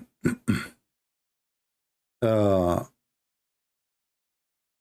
Muslim, they translated this Arabic here. They wish that you should compromise between two brackets in religion and courtesy with them, so they too would compromise with you. But look at the stupidity and look at the dummy statement. But isn't Muhammad, he compromised everything? You ask the Muslims, why Muhammad did not forbid drinking right away? They will say to you, he have to compromise slowly, slowly. You know, you cannot say to people who smoke right away, stop smoking. This is a compromise. People, they go to the mosque and they are drunk. Did Muhammad forbid them from drinking? No. He said, don't go to the mosque when you are drunk. He did not say, don't drink. Don't go. And because the Arab, they were laughing at Muhammad and his people, they go to the pray in the mosque and they collapse. The guy, he stand up, Bismillahirrahmanirrahim. Abdu, what happened? Even Muhammad, he compromised with dogs. Dogs, they used to go inside the mosque, the only mosque he have, and they piss in the middle of the mosque. And Muhammad never clean after them. Never even shout at them.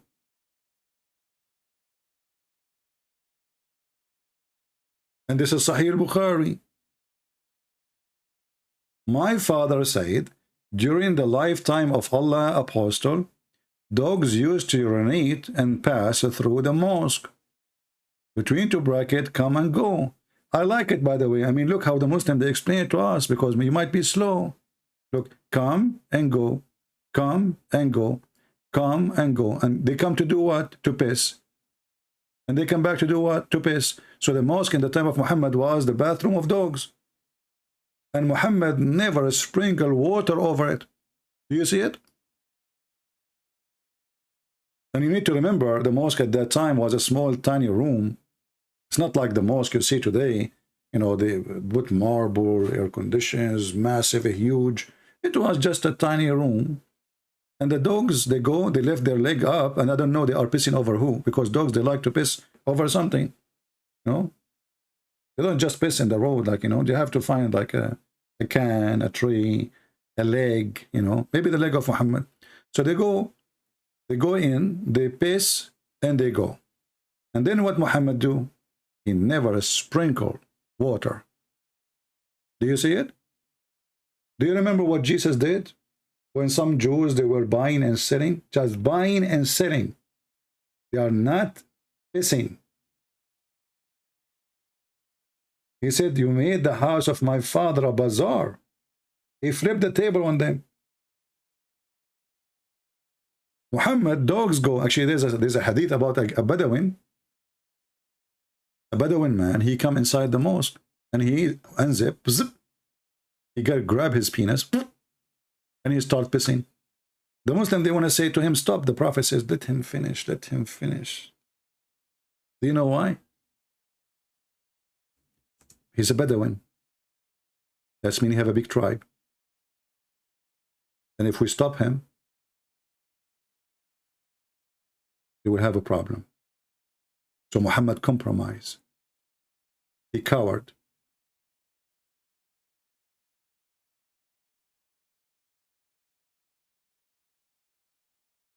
And then the Quran says they would like you to compromise. When this coward all his life, he compromised in order to reach the point when he's strong, so he will not compromise.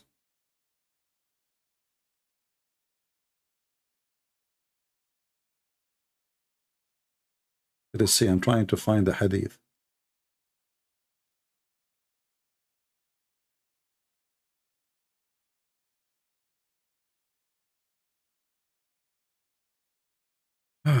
Let us see, where is the hadith?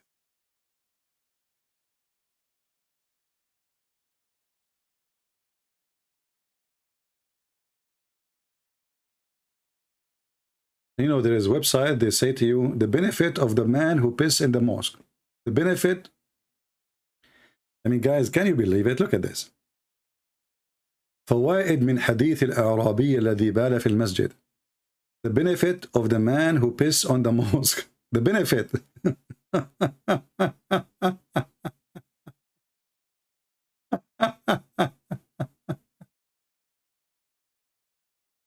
I mean, there is a benefit. You know, there's a benefit from that. Even this one, they praise Muhammad for it. The guy, he pissed, standing inside the house of God. And Muhammad did not prevent him from doing that. So what happened to Muhammad? Later, he killed anyone who don't agree with him. At this point, Muhammad was a fufu. Cat. Anyone can beat him. As soon he gets strong, he will rip you to pieces. This man is a fraud. A person who has jealousy for the house of God, he will have a jealousy for the house of God. It doesn't matter if he is strong or weak. It doesn't matter if you have an army or not.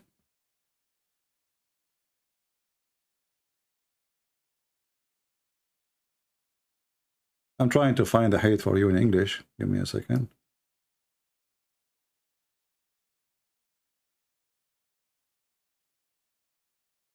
Here we go.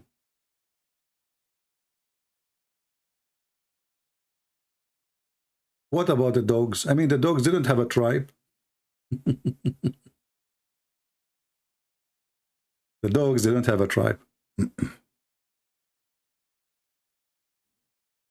The green color, because the Quran, you see, those are the Bedouin. You see, Bedouin, this is always a Bedouin. Muhammad himself is a Bedouin. So the Bedouin, because they live in the desert, so the green color is a big deal for them. Because this religion is made for the Bedouin, by the Bedouin, so everything, all the promises, is the promises fit with the Bedouin. So you will see that in the people of the desert, they suffer from two things: extreme cold and extreme heat.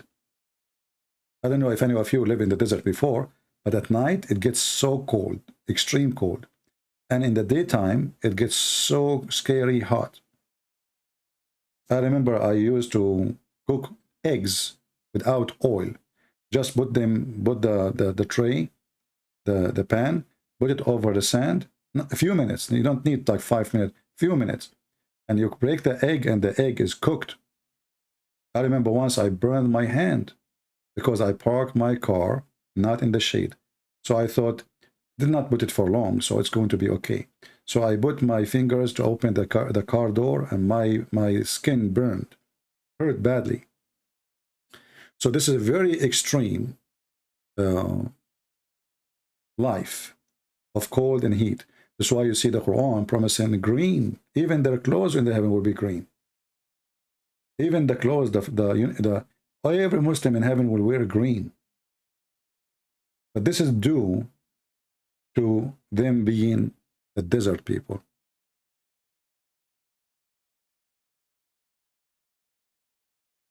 This is why, like cars in some countries in the Middle East, they lose their color so fast, and they have to be painted in a special kind of coloring. You cannot bring a car was shipped to, let us say, Munich, and you send it to Saudi Arabia or to Kuwait. The color will go right away because the sun is extreme.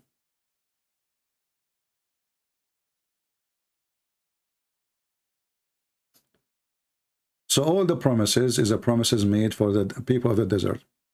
You will notice, as an example, Muhammad, he promised them banana. Why you promise me banana in heaven? because there's no banana in earth for them where they live. Banana doesn't grow there.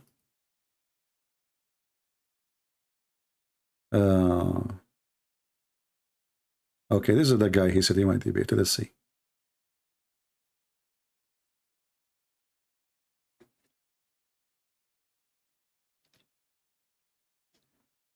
We have Abdul. Let us hope it's going to work.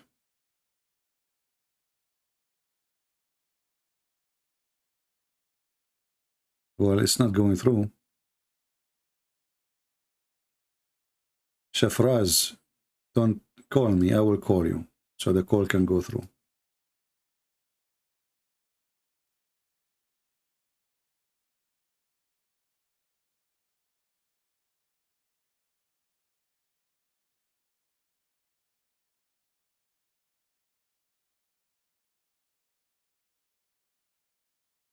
See what they will wear?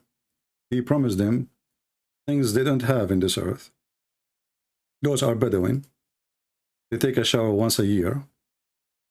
Water is very rare. Hardly they can, feed their animals from grass. And the grass, that's why they are Bedouin, because they have to keep moving from place to place. If they stay in one place, there's no enough sufficient water, which means there's no enough sufficient food. There's no grass. There's no trees. That's why the Bedouin are Bedouin.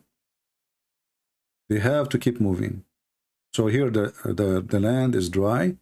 We keep moving, finding different spot where there's some rain fell down there and some grass is growing. Let us try again to call this guy.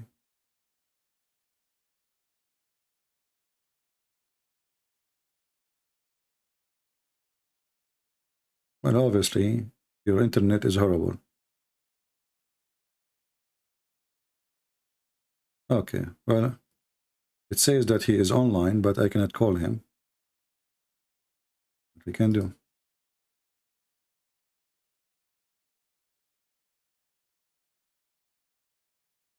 This is a religion made by the desert man for the desert man.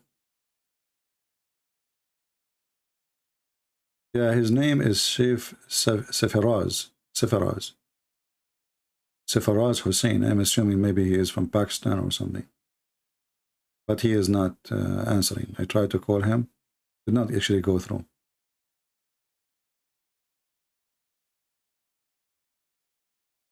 I'm trying to call him. You see, it says here, no answer. No answer. He tried to call me, did not go through. And then I called him 3 times after that, and did not go through. Safaraz Hussein. Let us call him one more time.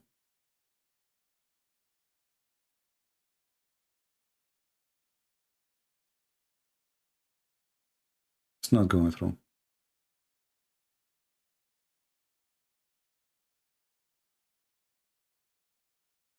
All right, what we can do? I mean, we can't just wait. All right, people, did we have a good time? Please inform your friends that we are here so they can join us. And our account, other account is still here too. I mean, we don't lose it. But as you know, we have many accounts. And always you can follow us not by following an account in YouTube. You can go anytime to patreon.com/Christian Prince. And now lately we open account with the TikTok. So if there is something urgent, I can post there too in TikTok to tell you that I'm there. So subscribe to TikTok. I don't like really TikTok, but you know what? We better be everywhere if we could. What we will lose, right? TikTok. Even the name is weird. TikTok.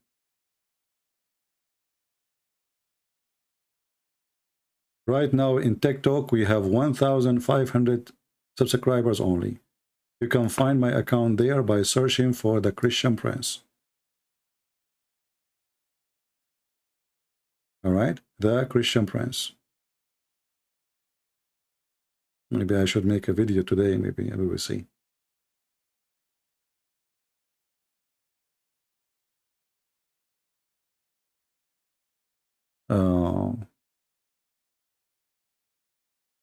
Well, you don't have TikTok, no problem. We are just saying you what other options we have to communicate. That's all. Last call. Do we have any Muhammadan?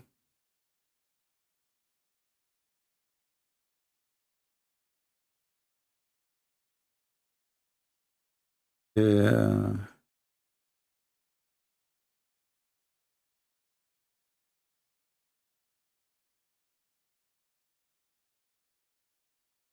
Anyone?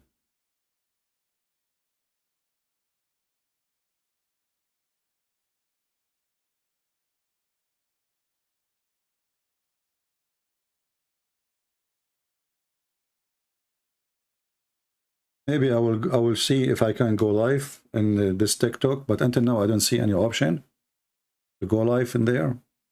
When I click at live, it doesn't show really. It says only upload. There's only an option to upload videos, but not to go live. So I'm not sure how that works. And yeah. And even my upload is still limited. It says up to 180 seconds. You know, still my so look like we have false information about TikTok. Like some people, they say is if you have more than 1,000, you can go live. You can have up to 10-minute video. It still says you can have up to 3 minutes. You know, nothing changed.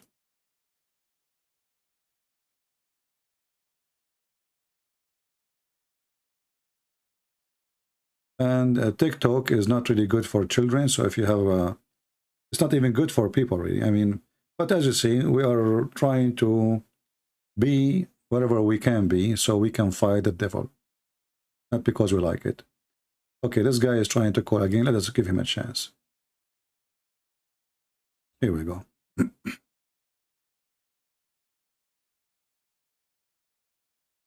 Hello?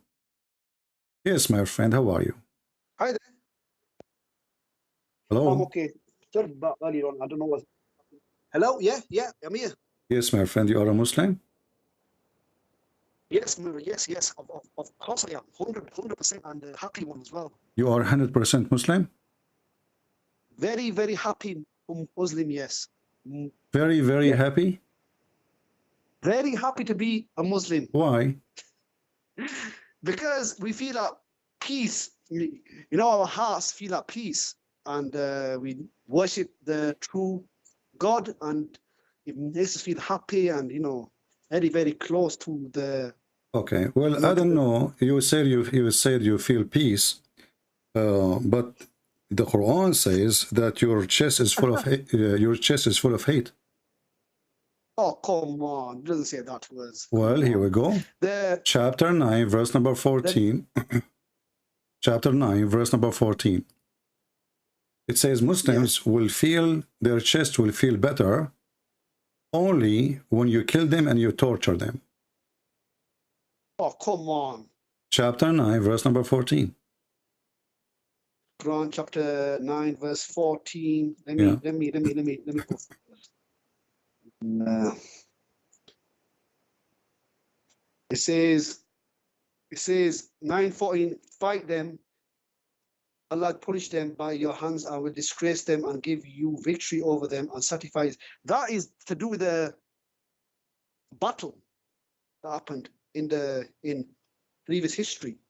My friend, so what? It says that the Muslims, if the Muslims in the time of Muhammad, as you see, their breast is full of hatred and anger.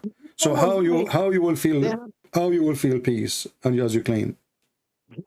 No, they had enemies who wanted to kill him. So Allah was saying to him. Okay, my friend, I will go with you.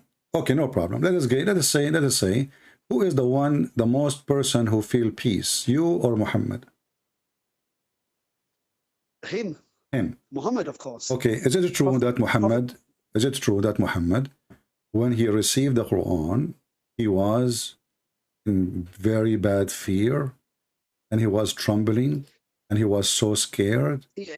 Yes? Yeah.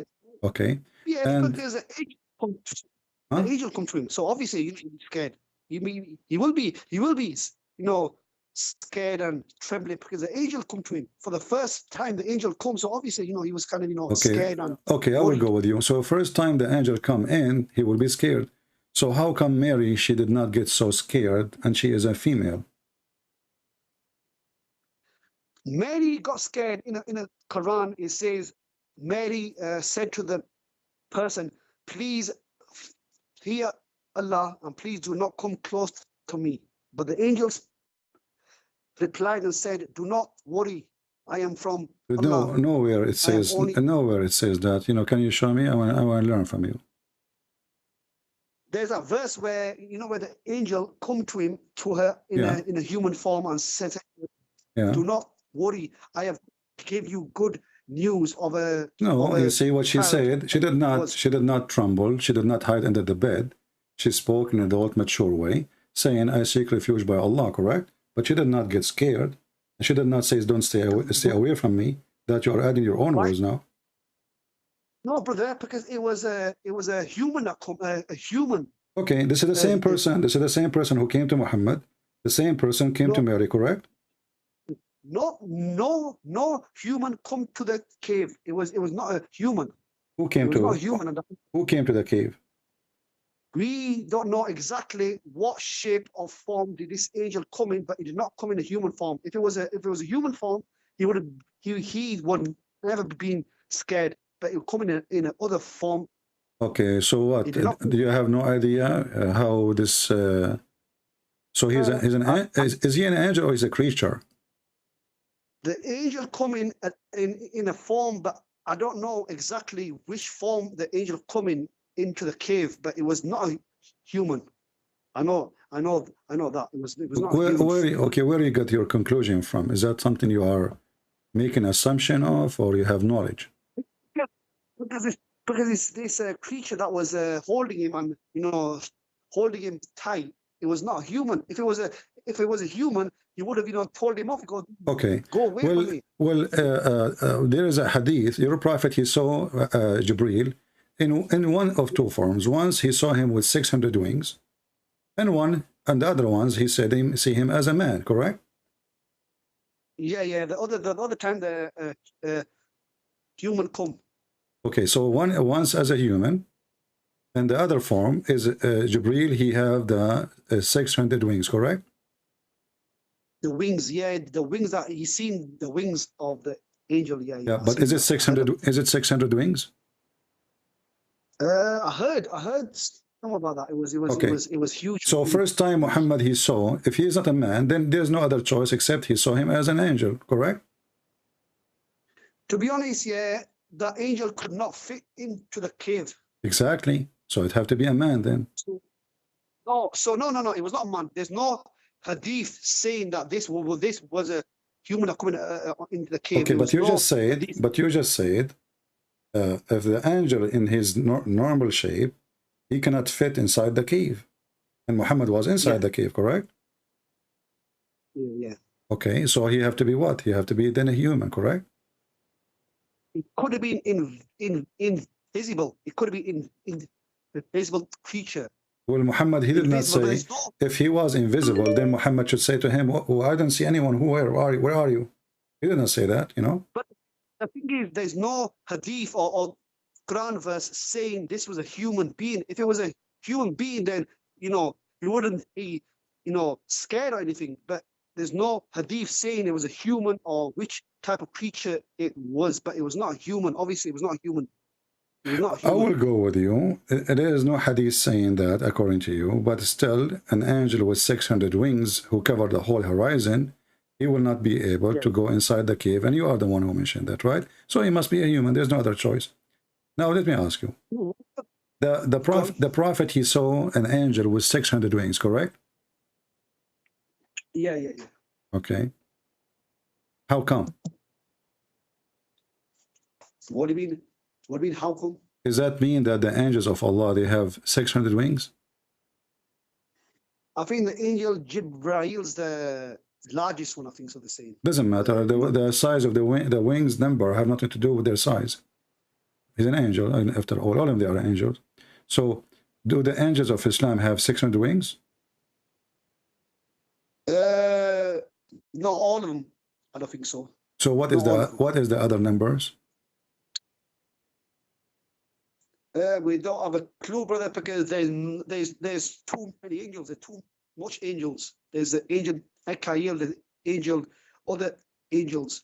There's so many angels. All angels are the same. And here the Quran says that Allah created angels with 2 wings, 3 wings, and 4 wings. So how Muhammad, he saw an angel with 600 wings? This is chapter 35, verse number 1. Quran 35, 130, Quran 35, verse 1. These come in a lot of shapes. There's too much angels. There's small angels, big angels. But the big, all praise due to creator of the heavens and earth, who made the angel messages having wings 2 or 3 or 4. He increases in creation what he wills. Yeah, it says he increases a creation. Yeah, but the increase in creation, this is something Allah, he keeps saying always, but he can create more. But this is not about the number of the angels. As you see, the Arabic is so clear, you know. It says, يَزِيدُ فِي الْخَلْقِ مَا يَشَاءُ, which means he create more. But this is not about the size of the angels or the wings numbers. So the angels, they come either in 2, 3, 4. How in the world an angel have 3 wings? Messengers who made the angel messengers with wings. There could be 2, 3. Where is the where is the third wing will be? We don't know, brother. These are the unseen. The angels are unseen. How do we know? Okay, you see, I'm trying just to go with you step by step. In the Quran, there is a verse about someone, he came down and he was holding a rope. Do you know what I'm talking about? Holding a rope. Come down. No. Okay. I will open the verse for you. And we are going to ask you, who is the one who is going down by a rope? Is that the angel or Allah or who? Chapter 53. Chapter 53. You can read it from verse 4. And you can open any translation if your choice. I don't know what translation you like. Just choose one. All right. And tell me who is the one who is coming down holding a rope. What's the verse called again? The number? Chapter 53. Chapter 53. Yeah. Where the God of Islam, he swear by the star. Yeah. You can read it from verse number 1 if you want. It's up to you. But you can start from verse number 4. Wait, let me get Surah Najm. By the star when it descends, your companion Muhammad has not strayed, not erred, nor does he speak his own inclinations. It is not but revelation revealed, taught to him by one intense strength, one of soundness, and he rose his true form while he was in the higher part of the recitation. Yeah. Okay. So it says here, the one who taught him, he was taught by one mighty in power. Is that correct? Taught to him by one intense in strength. Yeah. Okay. And then it says here, endued with wisdom, for he appeared Actually, the translation here translation here is very weird. Let us see. What translation you are reading from your side? Here, international. International. Let us see if we can find it. International. I don't see it here. International. Ah, here we go. Sahih International. Hold on. Sahih International. Okay. Now? Okay. Okay.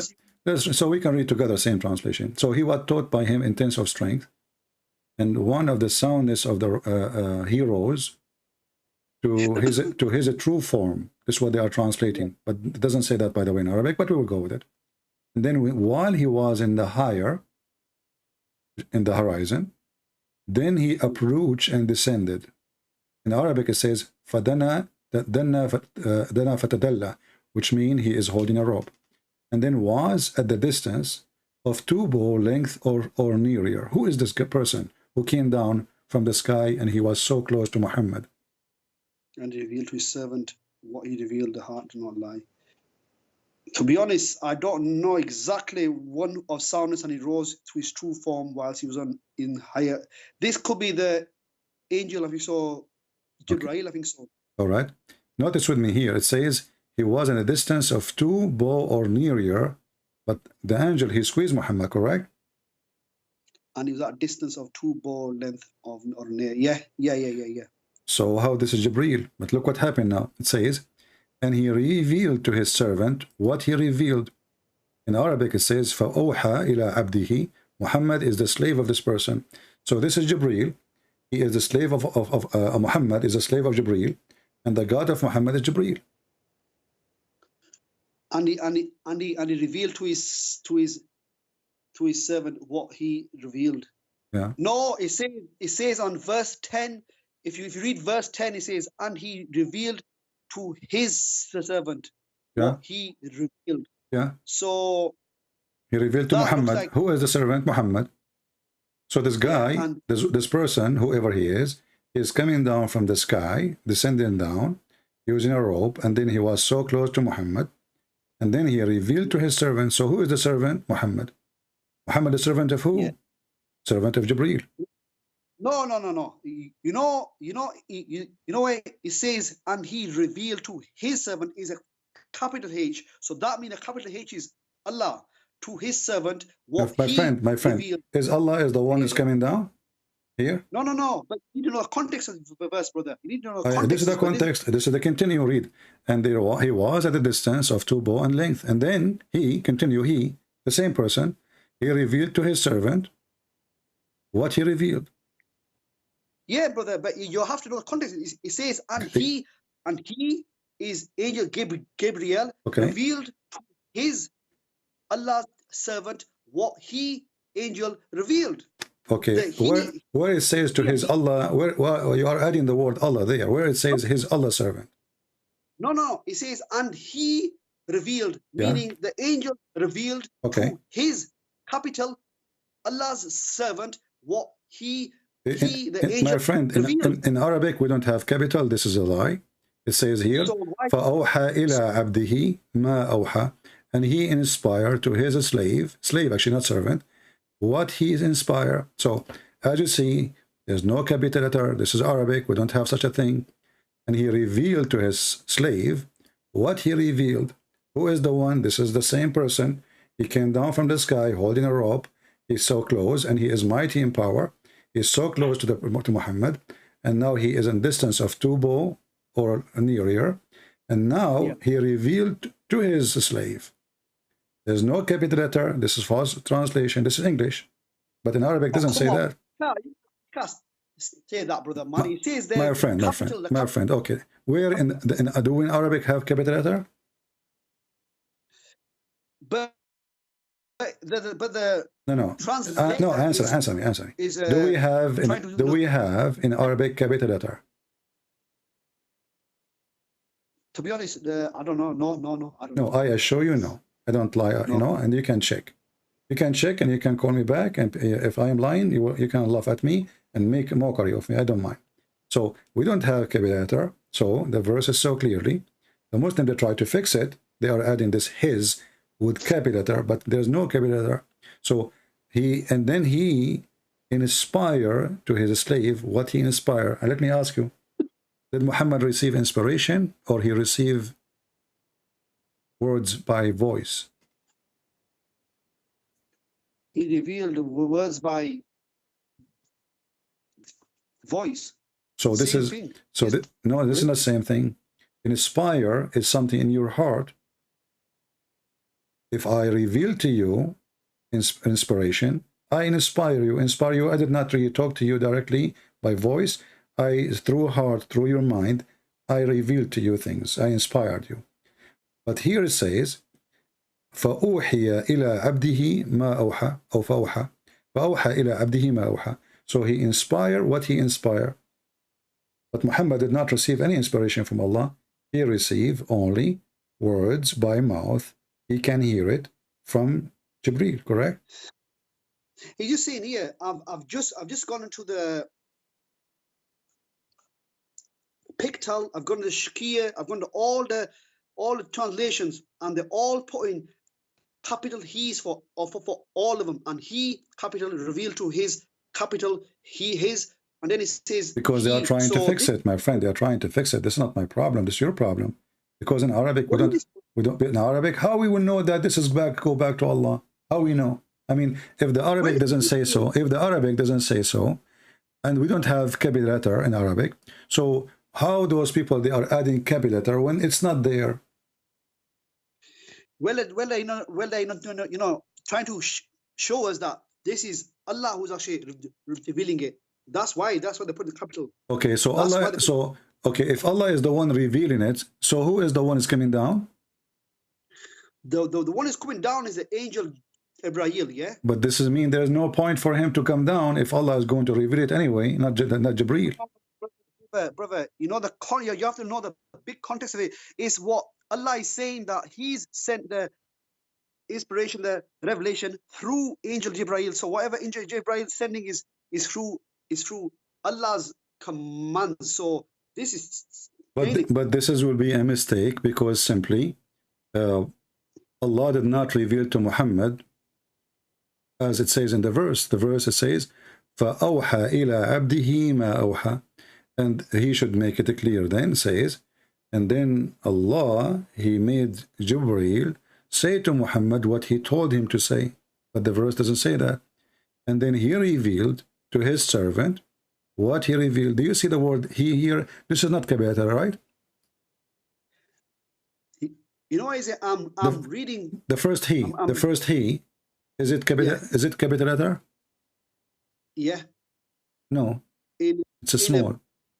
In Pictal is capital H, and all the other ones is capital. I've just read. Well, this is Sahih. This is the one you told me you are reading, Sahih International. It says, and he revealed. Yeah. But it's not capital. Right. I'm reading all translations, not just here international. I just want to make it clear to okay, which one you want me to go for? Which translation you want? Mohsin Khan. Mohsin Khan. Let us go. But did you notice now that you Muslims are really confused? Because how come Mohsin Khan, he have it capital letter, but the other one he don't? In this one here, it says, so did Allah convey the inspiration to his slave Muhammad through Jibreel. So this is showing the context of the verse. Okay, but you see, I just asked you, how come the others, they don't have he as capital letter, but that guy, he have it? What the problem? Well, these are different translations, different translations. My friend, I speak Arabic. You are confused because of the Arabic. I am not. I speak Arabic. And the Arabic doesn't say, it doesn't say what they are saying. This Mohsin Khan is saying, so did Allah convey the inspiration to his slave Muhammad through Jibreel. Okay, do you notice with me that Mohsin Khan, he add the word Allah? No, he just put in brackets. Yeah, but he added, right? He added. Yeah, but he's just... So hold on. You see what happened now? So the Muslims, they find that this verse is confusing. So they decide to add the word Allah to fix the Arabic language of Allah. Because if this is not needed, why we add it? To make it clear to the Exactly. reader. Exactly. To make it clear. I wanted to take your words and not to back down with it. to make it clear. So you just admitted that this verse is not clear, and now in the translation we have to add words between bracket to make it clear, correct? No, it's not for that, brother, because Arabic is hard for. But you just said that. You just said to make it clear. To make it easy for us. You just said to make it clear. Isn't it the Quran says that Allah he sent down book and he made it so clear? He made it clear in Arabic, but we are not Arabic, brother. We are. Okay, my friend. He made it so clear Arabic, but I am an Arab and I don't see what you are saying. I am an Arab. I speak Arabic. Arabic is my first language. So Allah he failed because simply. Yeah, because you just say it, because in Arabic, who cares if this is in Arabic or not? If the translation is a translation, we should not add. If it's clear in Arabic, the translation should be clear too, because it's clear in Arabic anyway. But because it's not clear, we have to add words are not there. I ask you why they add the word Allah. You said to make it clear. So is the word Allah here in Arabic appear? No, so it's not clear too still. He's saying so did he. So the writer is trying to tell us that he is Allah. Just to my make friend, it easy. he's trying to tell us. Is Allah trying to tell you too? Because Allah he did not put his name there. So why are you adding his name if it's clear? If it's clear in Arabic, my friend, if the verse is clear in Arabic, the translation will be exactly the same and will give it clear in English too. But as you see, here it's very confusing. It says فَكَانَ قَابَ قَوْسَيْنِ أَوْ أَدْنَى, and he become close, near, to bow, or even nearer. And then he continue for the same person, فَأَوْحَى إِلَىٰ عَبْدِهِ مَا أَوْحَى, and he inspire to his slave what he inspire. There's no gap, there's no Jibreel, there's no Allah. It's speaking about the same person who came down from the sky. No. Oh, come on. You can't say that, brother, man. He stated here. He said the main translation is he. Okay. Capital He. Capital H. My friend, you keep saying capital he. You are the one who keeps saying capital here, right? Yeah. Okay, but there's no he in the capital in Arabic. So this is a false, but this is a false excuse. This is a false translation. I will go with you all then. So this is Jibreel, he come to Muhammad, according to you now. This is Jibreel, right? Yeah. Okay.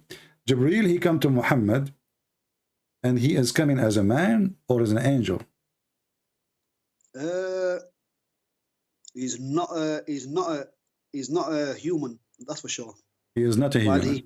Okay. While he was in the highest part of the horizon. Okay. If you go back with me, and this is the translation you choose, it says here, verse number 5, he has been taught, he has been taught, between two bracket the Quran, by one mighty in power, between two bracket Jibreel. Yeah. But is it in Islam the only one mighty in power is Allah? Come on, no. There's other people that are. I thought the only one is almighty in power is Allah. Which one of my has taught him inspiration? Wait. By one mighty in power. Mighty power, brother. Mighty power can be anybody. It can be humans. It can be. Okay, mighty. I thought the word mighty go only for God. Don't we say almighty? All the word almighty is for Allah. All. Okay, let me ask you: is angels of Allah are mighty in power? Yes, they are. But can a human being beat them? A human being what?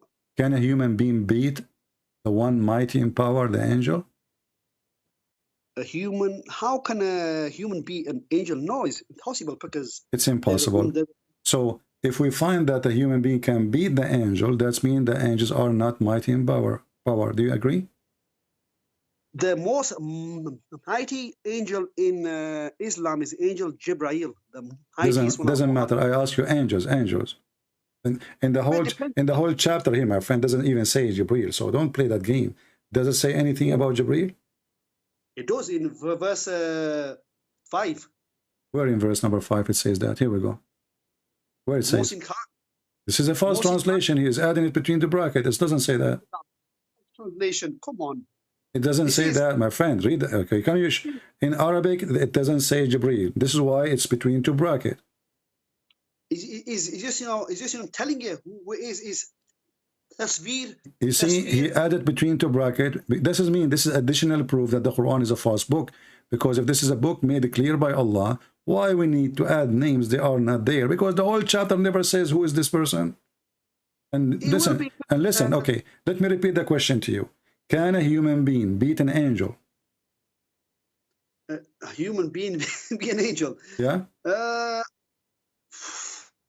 It depends on the situation, but I have not heard of. Maybe it depends in the training. If I play karate, can I beat an angel? You will never be. No. You won't be an angel. Okay. Is the angel of death is a powerful like Jibril, or he's weak? So like he come to kill, he come to take my soul. So I beat him up and I say, hey, get lost, and I win. What do you think? Is he weak? It depends. It depends if the person is a prophet. If it's a mighty prophet, then I don't know about that. But if you just normal human being, so you Muslim believe that mighty prophet can beat a mighty angel. I can understand that Moses hit or slapped the angel of death. Not the, that's where you were going, innit? That's where you were going. Okay, and Moses slapped the angel or hit him. Who need more power to enforce taking life, Jibril or the angel of death? Nobody can stop the angel of death. How a person, he is a man. Moses is a man, right? Yeah. Is he Bruce Lee? He's very close to Allah. He was very close to Allah. So if he close to Allah, he will obey Allah, correct? Yes. So when Allah he sent the angel of death, listen, when Allah he sent the angel of death and I beat his angel, is that obedience to Allah? It's not obedience, just that he was at time he was angry at times, and he slapped him because that is a nice answer. Guys, the angel was angry. Let me say to you again, I am a president and I send you a messenger and then you beat my messenger. Isn't it this is a clear disrespect to me?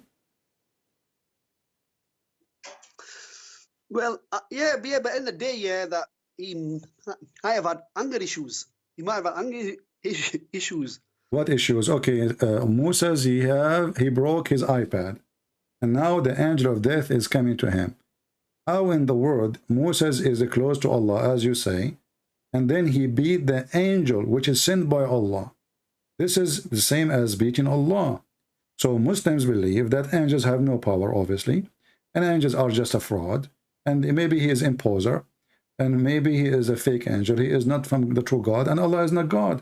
Because if this is an angel of the true God, my friend, if this is an angel of the true God, I asked you before, I said to you, who is the Almighty, the One Mighty? You said the angel, and you said this is Jibreel, but nowhere there in the chapter, the whole chapter says Jibreel. You Muslims, you add things to fix the Quran. And here, this is an angel who is in charge of death, which means he needs more power than a normal angel. Why? Because he is going to take life and no mercy. You cannot stop him, you cannot fight him, and you cannot say to him no. Now, when the angel was sent by Allah, was it the will of Allah to take the life of Moses, or wasn't the will of Allah? It was the command of Allah, but Moses told the angel, give me respite until I reach towards Israel, I think so, the gates of Israel, and then only you take my life. No, this is not what happened, my friend. Read with me carefully. This is not what happened, my friend. This is not what happened. It's not what happened. Read with me. Here it says, Abu Hurairah reported that the angel of death was sent to Moses to inform of his Lord summon. When he came to Moses, he boxed him, and his eye was knocked out. He did not discuss with him anything. The guy he came, he told him, it's time for you to die. Moses, he hit him with karake. He played karake, and his eyes came out. The angel did not talk no more. He cannot talk. He's just been beaten harshly. So he went back to Allah. And he said to him, you send me to a servant who did not want to die. Did you see it? Yeah. So here you see that your God Allah cannot be the one in the Quran, because that one is one mighty. Allah is not one mighty. Or if I can beat his angels, I can beat Allah too. If I can change the will of Allah and I can stop him from taking my soul, obviously Allah is a fraud. So you send me a servant who don't want to die. So why I send me to him? Because I want to take his life. Moses, he did beat the angel. Yeah. Not only he did beat him and he won, the angel suffered badly from a bad injury to the point his eye came out of his head. And the angel cannot even fix it. So he went to Allah and Allah put him in the table. He did maintenance for him. He got some screwdrivers, etc. And he put his eye back. And then Allah, he said to him, what? Yeah. What I'm reading of the commentary is Musa was unaware that this was the angel of death, because this angel come in a human form. So the angel, my friend. So Moses, who is a prophet of God, he could not notice if this is an angel or a donkey. And not only that, so if I am not aware, that this is an angel, still I can beat him, right? Because I'm not aware, because if you are aware he's an angel, you can't beat him. But if you are unaware, you can beat him. What kind of logic is that? The angel is an angel. He's powerful. And this is the angel of God. When the angel of God, he come, how come a prophet of God could not recognize him? If the angel of God could not recognize him, who is going to recognize him? At the same time, the angel, he introduced himself. He said, I came to you from your Lord to tell you this. No. It says because the angel come to his house without permission. This human being come to his house without permission. So he's like, so the angel, he made a mistake. He should send an application to Moses and ask him if he can get in to kill him. No, he come as a human, and where it says he came as a human. I'm reading from Al-Naj Al-Nawawi. My friend, your prophet, he did not say that, so this is always a fabrication. In the same time, if the angel came as a human, that will not change that he's an angel and he's powerful. So now if he changed, if he changed to a human, then that's, you are saying, and you are agreeing, that the angel, when he changed into human, he loses his power. Always, I know I'm saying here is he come as a human, and Musa did not know, and he slapped him, punched him. That's what it was. But he found out. Do you see anywhere in your prophet words he is saying what you are saying, or this is the Muslim trying to fix it to make it look nicer? If you're a prophet, you want to say that, he will say that. Your prophet did not say the word a human. Your prophet did not say that Musa do not know. Your prophet did not say any of this fabrication. So the Muslims, you are taking over what your prophet says. They can buy a notebook. No, this is note. This is not from the hadith. The hadith says it clearly. The angel, even he, the angel of death, it says it clearly. The angel of death doesn't say nowhere that he came as a human. It says he came as an angel. If he came as a human, if he came as a human, then, my friend, when the angel came to Mary as a human, the Quran says so, right? So your prophet will mention it if it's as a human, but he did not say that. He says the angel of death, and he specifies who is he. He is specifically the angel of death.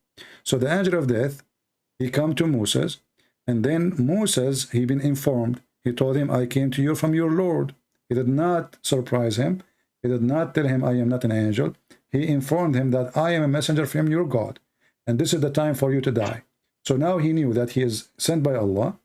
He is an angel of Allah, and he is specifically the angel of death. What was the response of Moses? He started practicing the skills he learned from me in the park, and he beat the angel.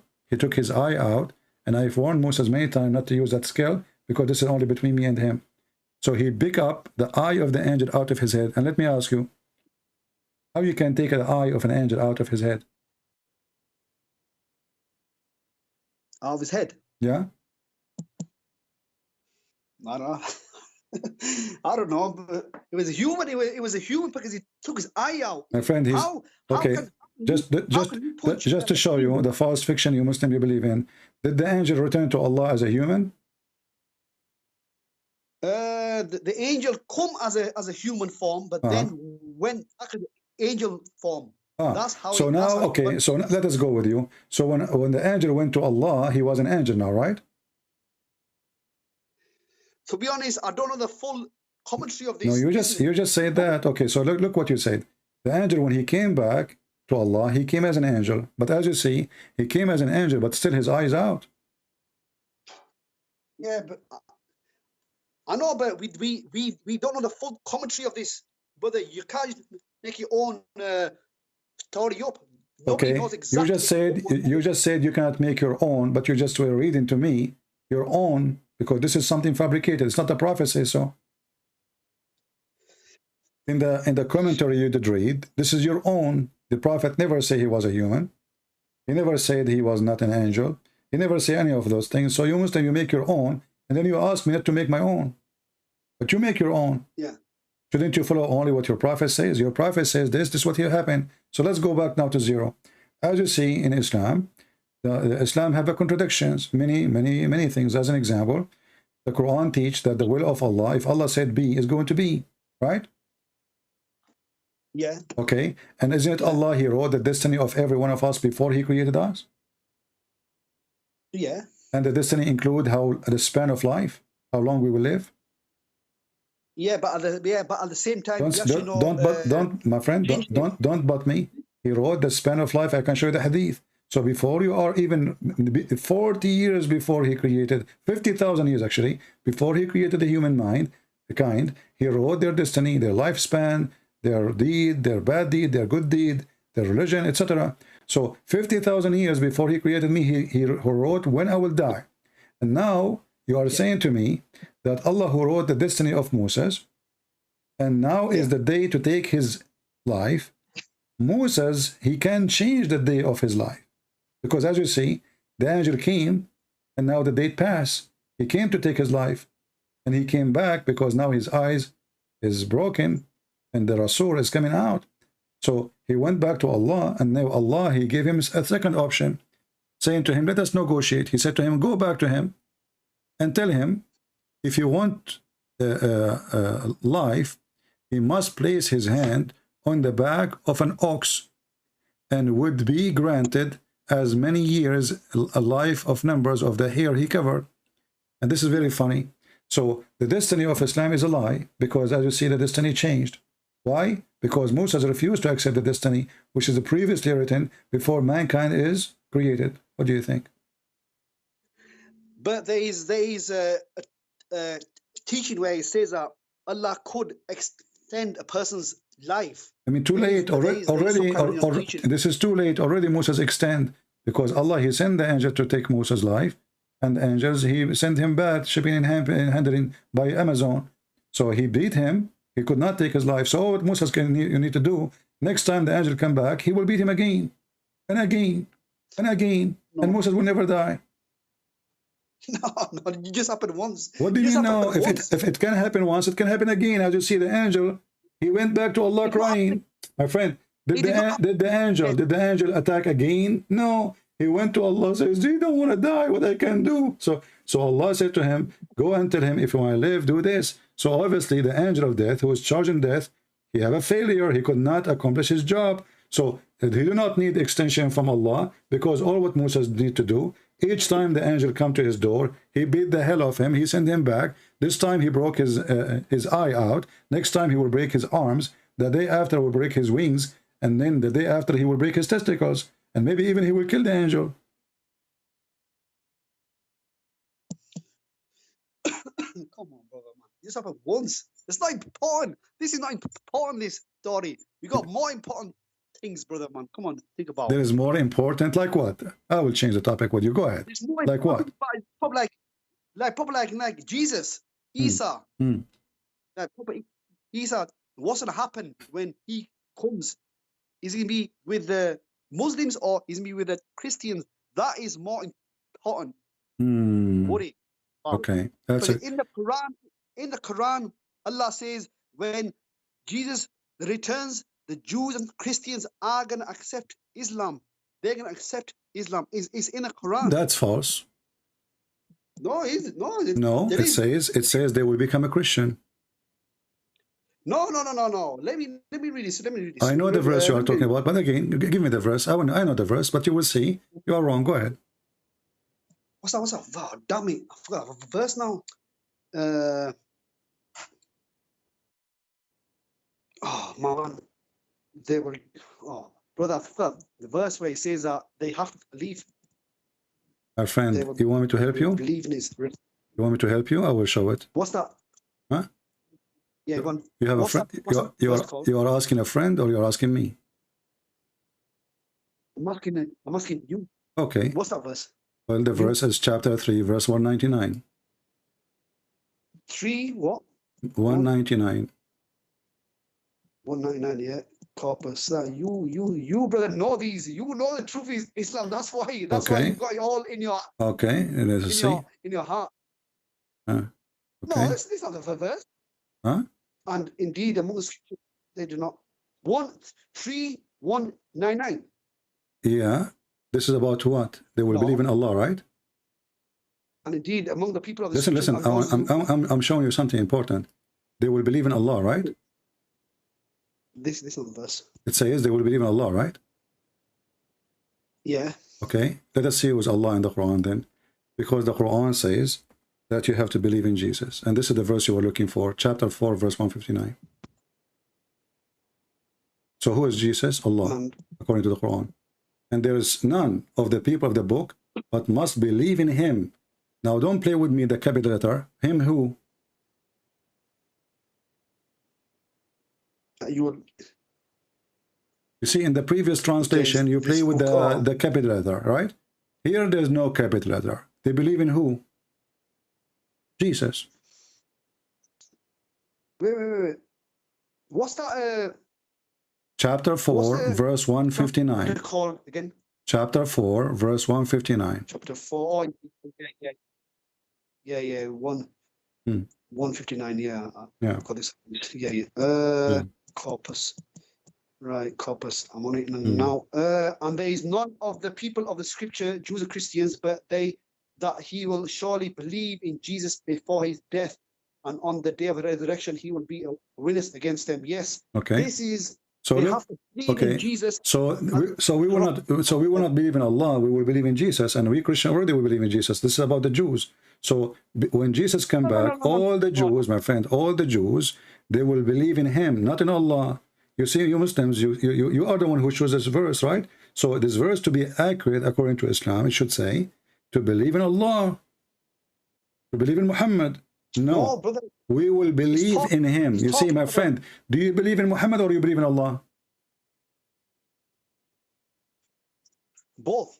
No, Muhammad is a prophet. You believe Muhammad. Yeah. No, you believe Muhammad. You don't believe in Muhammad. You believe Muhammad, yeah, but you don't believe in Muhammad. You believe in Allah. Correct? No, believe that Muhammad is a my friend, prophet. You speak English better than me. Yeah. Believe in, that's mean this is your God. Believe what he say, that's mean you are following the teaching. So you believe Muhammad, but what do you Muhammad believe? He believe in Allah. So you believe Muhammad, but you believe in Allah. Correct? I just showed you the verse, the previous verse. The verse says that the people of the book, they believe in Allah. You forgot? You have a short memory? No. Okay, I just showed it to you. Friend, I just showed it to you. Why Muslims, they don't see? I just showed it to you.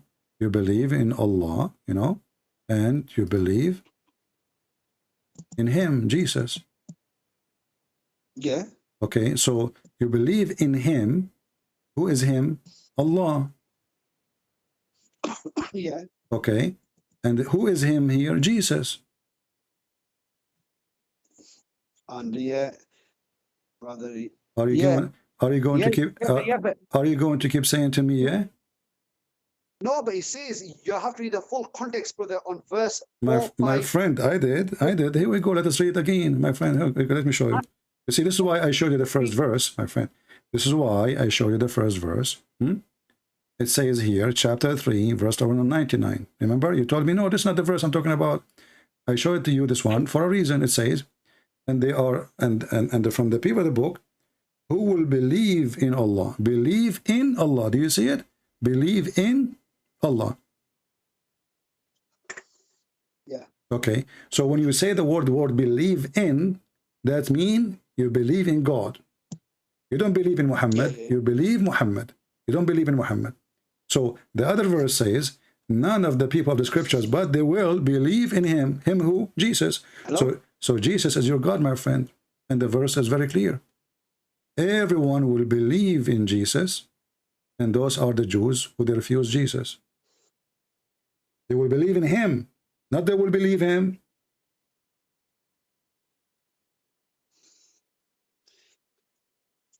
Believe in Allah anyway.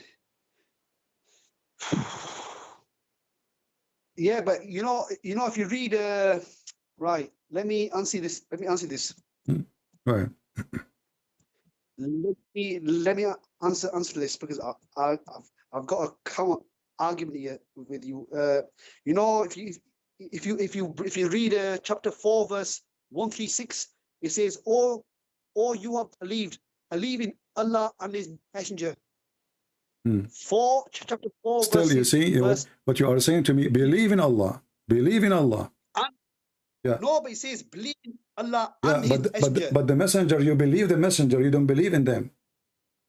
Do you worship the messenger? My friend, do you worship the messengers? No, but it's okay. Here, so what is the problem of the Jews? They did not believe Jesus, correct?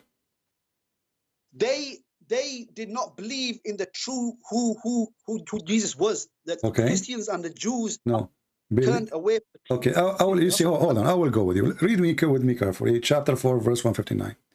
It says here, "They will not a single one, but he will believe." Is that a destiny here? Yeah. So what the point? Wait, let me see. But you have to go back to 157, brother. My friend, it says, I don't care. I don't care who you kill back 1,000 year, 1,000 verse. You just said yes. I asked you, is that a destiny that those people of the book, they will believe in Jesus? You said yeah. They believe in him as a prophet of Allah. Nowhere it says that, but we will go with you. Let us say they will believe he's a prophet. Nowhere it says that, but we will go with you, my friend. So you said this is a destiny. You said this is a destiny. So how foolish this religion is. So you destiny for them, they will believe in him, but this is not their choice. It's a destiny. He's saying, but they, my friend, is it a destiny? Is it a destiny for Jesus not to believe in then?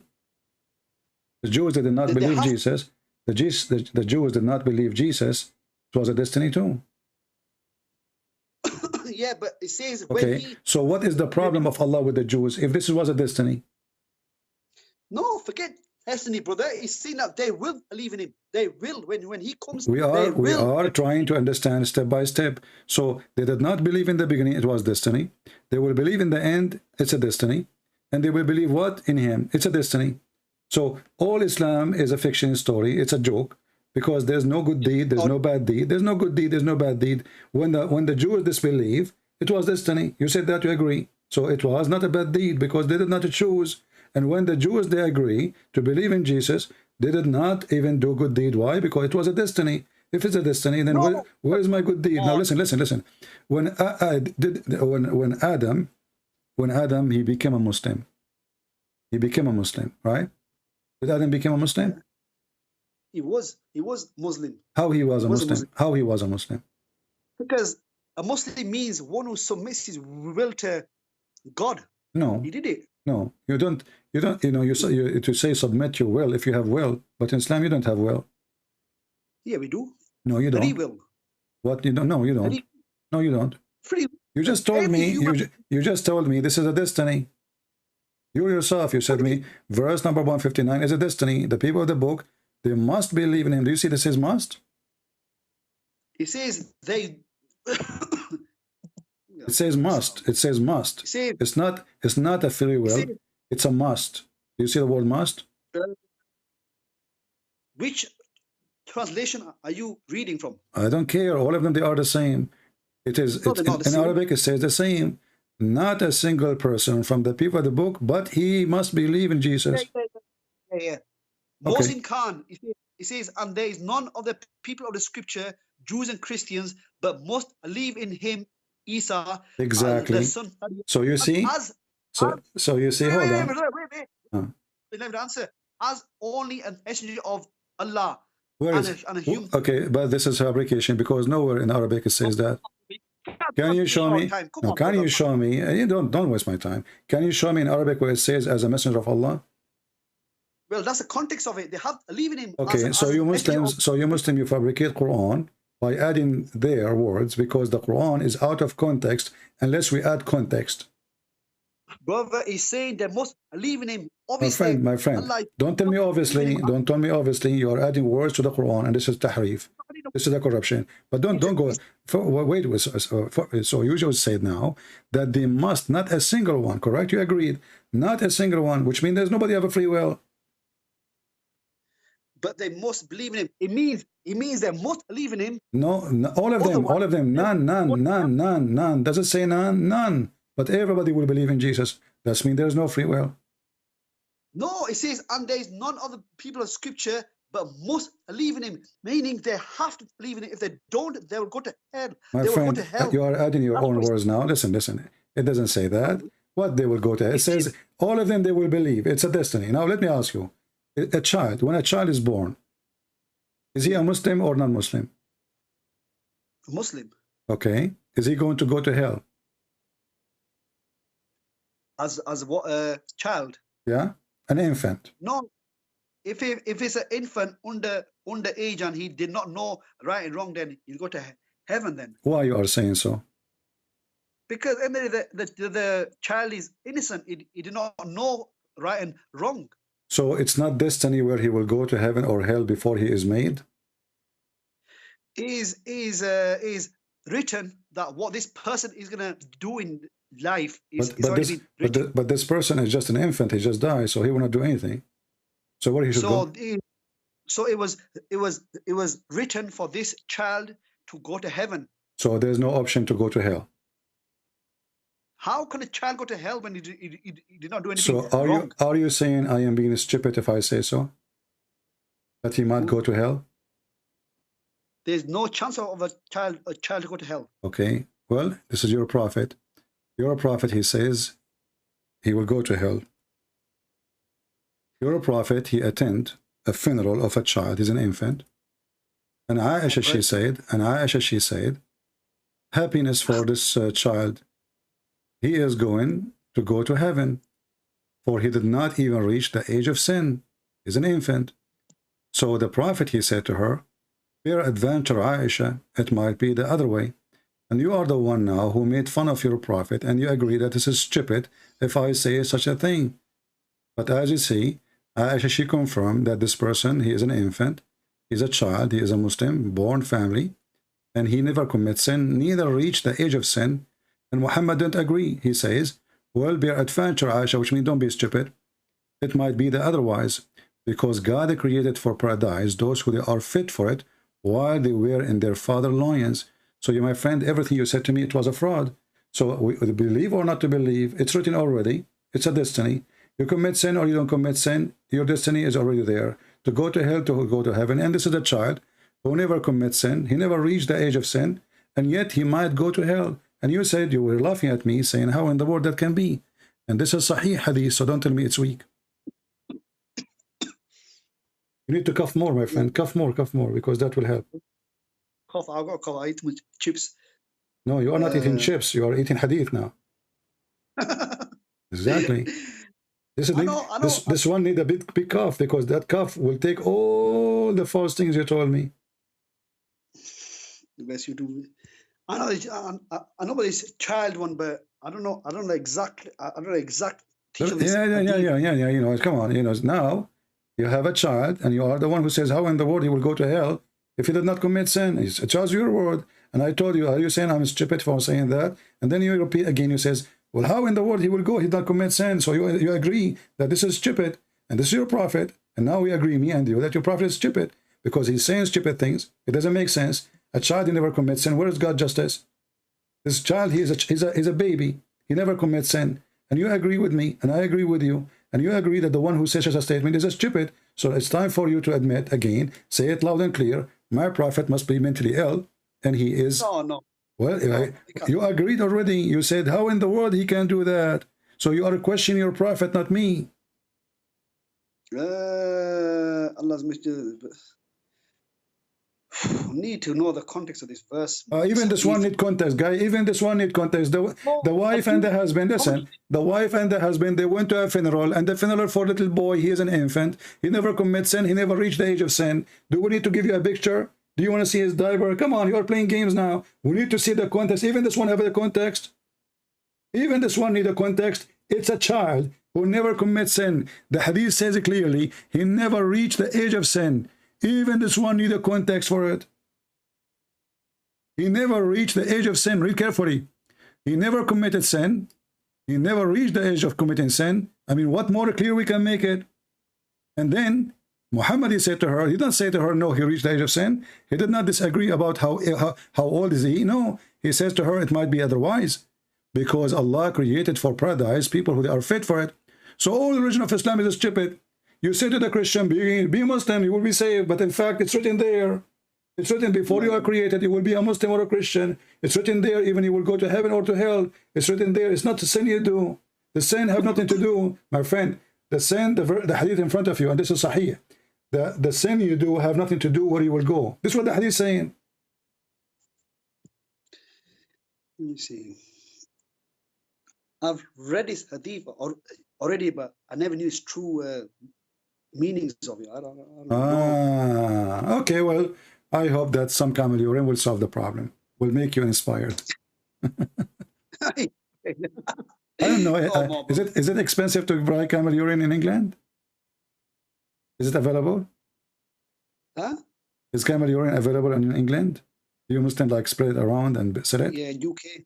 You can, huh? MashaAllah. So now the camel urine can help you, but Allah cannot. The camel you cannot. Allah cannot. Look at this. So based on this, it's very simple. Islam is destroyed because it's not the sin you commit which will make you go to hell. It is a destiny.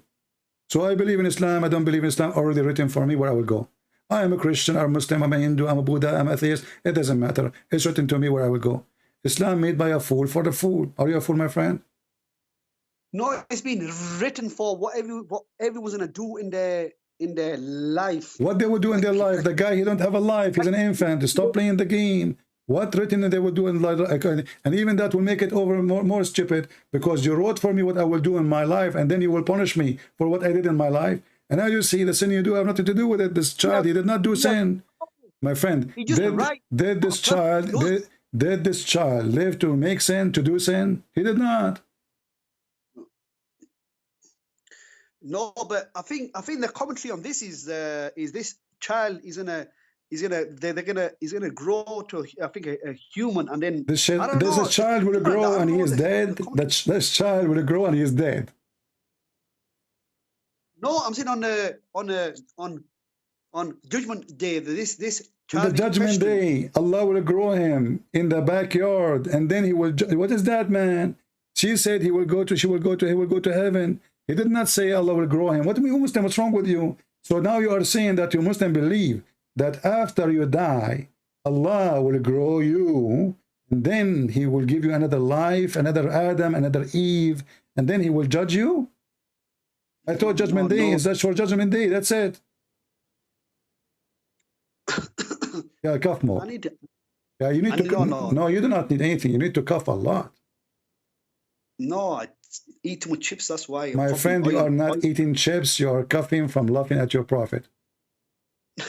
I'm not. You are coughing from embarrassment. Then choose one. I'm trying to help you. Okay, why you keep coughing? Each time things get hot, you start coughing. So listen carefully. The child, you yourself, you agree that this is not fair. Yeah. Okay, so you agree that your God is not fair.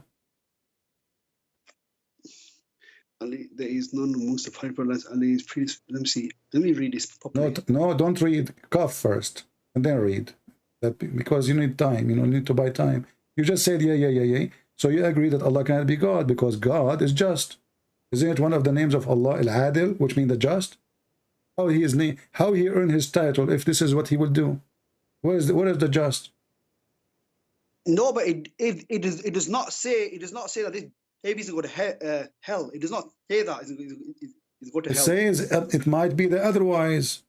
It might be the otherwise. You speak English very well, so it might be the otherwise. So what Aisha she assumed? Aisha she assumed you will go to heaven. What Muhammad he assumed? It might be the otherwise. Is there a third option? Let me answer this. Because Prophet Muhammad has no right or no wisdom or for everybody's destiny. It's just Allah knows who is going to heaven, who's going to hell. So he cannot say this person go to hell, this person go to heaven, this baby's going to heaven. So he just leaves you all to my friend. I don't know how old are you. I'm assuming you are a man. It says it might be the otherwise. So he did not say he will go to heaven or to hell. He said there's other options. It might be otherwise. So Muhammad, he told you clearly that she said already the first option, he will go to heaven, guaranteed. Muhammad says it might be otherwise, which means what is left? Hell. And Muhammad did not say he will go to hell. He said it might be he will go to hell. And he gave the reason. For Allah created the destiny of the person before he created them. Who will go to hell? Who will go to heaven? You need to cough? No, I'm not coughing. Oh, go ahead if you want to cough. It's okay. You need it, I'm just reading the commentary on this. Mentioned it correctly. The scholars. Everything have commentary. I mean, the Muslim cannot understand the religion except with the commentary. I mean, even this one need commentary. The child, he's a child. He's an infant. He did not reach the age of sin. He never commits sin. And even this one need commentary. Let me ask you, did they add in the commentary some coughing too? No. Because I'm assuming that you are reading the commentary and it says there, cough, cough. So you cough, Okay, brother. Let me ask you a question, yeah? Let me ask you a question now. So what we will do with this one, you don't jump to a question. Are you trying to escape the madness of your prophet? This one here is saying that there's two options. The statement was to prevent, and number two, the rational decisions. My friend, what to prevent? What rational decisions? Muhammad, he made it clear. It might be otherwise. It might be otherwise, which means he might go to hell. And he told why. What prevent? What prevent? The woman she assumed, because he's a child, he never commits sin. Was she wrong? Was Aisha wrong when she said the child will go to heaven because he did not commit sin? You yourself, you agreed. Before he came to know that all children will be passing. Said this before he came to know that. Oh, yeah. Yeah. Okay. Right here. It says this. Said the Prophet said this before he came to know that all children passing away before the age of puberty will enter Jannah. So this means that the Prophet did not know. So the Prophet here, he make poo-poo. No, he did not know at that time. Okay, I will go with you. You just said that your Prophet was lying, speaking without knowledge. No, he said that this was the Prophet did not have the knowledge at that time. Exactly. If I don't have the knowledge, why open my mouth? Why he's trying to correct her wrongly? So you are saying now that he was wrong in this one, right? No, I'm not wrong. Aisha was saying that the baby is going to go to heaven, but the Prophet said, "How do you know? It could be the other way." He did not say how you would know. He was sure. He says it might be the otherwise. So, and he told her why. He told her, for God, he created them. Listen, man, don't force me to hang up on you. I like your cough, honestly. So listen, he did not say to her that, there's possibility. He said to her, it might be otherwise, and he tell her a reason. So when your Abdul in the commentary says to you, at that time the Prophet did not know, that even make it more horrible. Because if I do not know, I should not open my mouth, and I should not give false information. For he gave information why he might go to hell. Why? He says, for Allah, he created for paradise those who are fit for it while they were in their father backbone. And he created for hell those who are go to hell. He created them for hell while they were in their father backbone. So Muhammad did not assume, he was not guessing, he was speaking as if he's sure. And if he is not telling the truth, that means he's a liar. And if the commentary is saying at that moment the prophet did not know, then the prophet, he said something he did not know, which means he's liar. Well, I don't know about this one. I don't know about this one. This is here. What I'm reading here, the commentary is saying. All right, my friend. I will let you go for now. You can call me anytime. Nice talking to you. And now you can spend your time coughing. Can I ask you a question? Can you answer me one question? Yeah, but you know, I can't stay online forever, my friend. I was going to leave actually before you call me. One simple question. It's one simple question. Okay. Do you believe, yeah, that Hitler, Putin, all these Christians that have been killing everybody, are they going to go to heaven for killing aliens, even though they believe that Jesus died for their sins? Who? I believe in Hitler what? No, these Putin, Bush, Blair, these Hitlers, they are Christians. They believed Jesus died for their sins. Okay. So do you believe Putin killing thousands of Ukrainians? Yeah. Do you believe he believed that Jesus died for his sins? Is he going to go to heaven? Well, obviously, Putin is a hypocrite like your prophet. No, let me answer you. I'm answering. The person who say that he believe in Jesus, he is not going to kill people who did not kill him. They did not fight him. They did not go after him. Your prophet did exactly the same.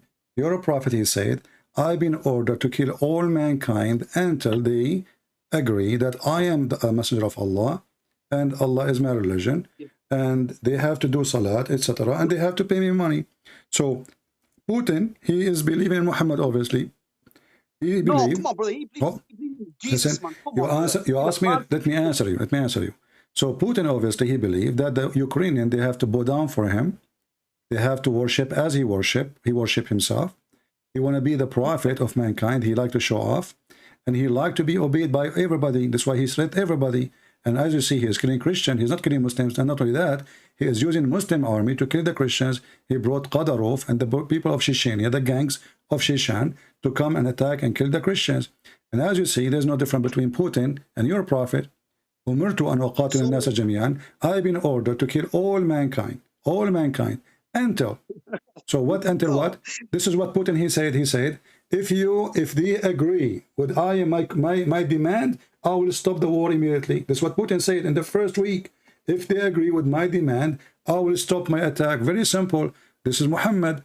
Agree with me, I will not kill you. You don't agree with me, I will kill you. So your prophet is more filthy than Putin, and Putin, obviously, he is learning from Prophet Muhammad, and he became a criminal.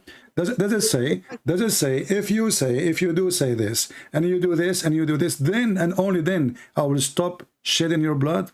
Does it say that in front of you on the screen? Oh, no. Read it. Does it say, if you do this, the following those things, then I will stop shedding your blood? Does it say that?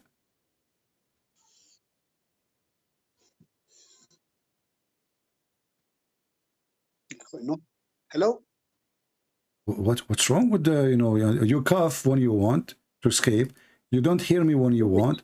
My friend, let me repeat the question. No, okay. Does it say that the Muhammad, he will stop shedding your blood only if you obey him, or I am lying? Brother, he was living with Jews.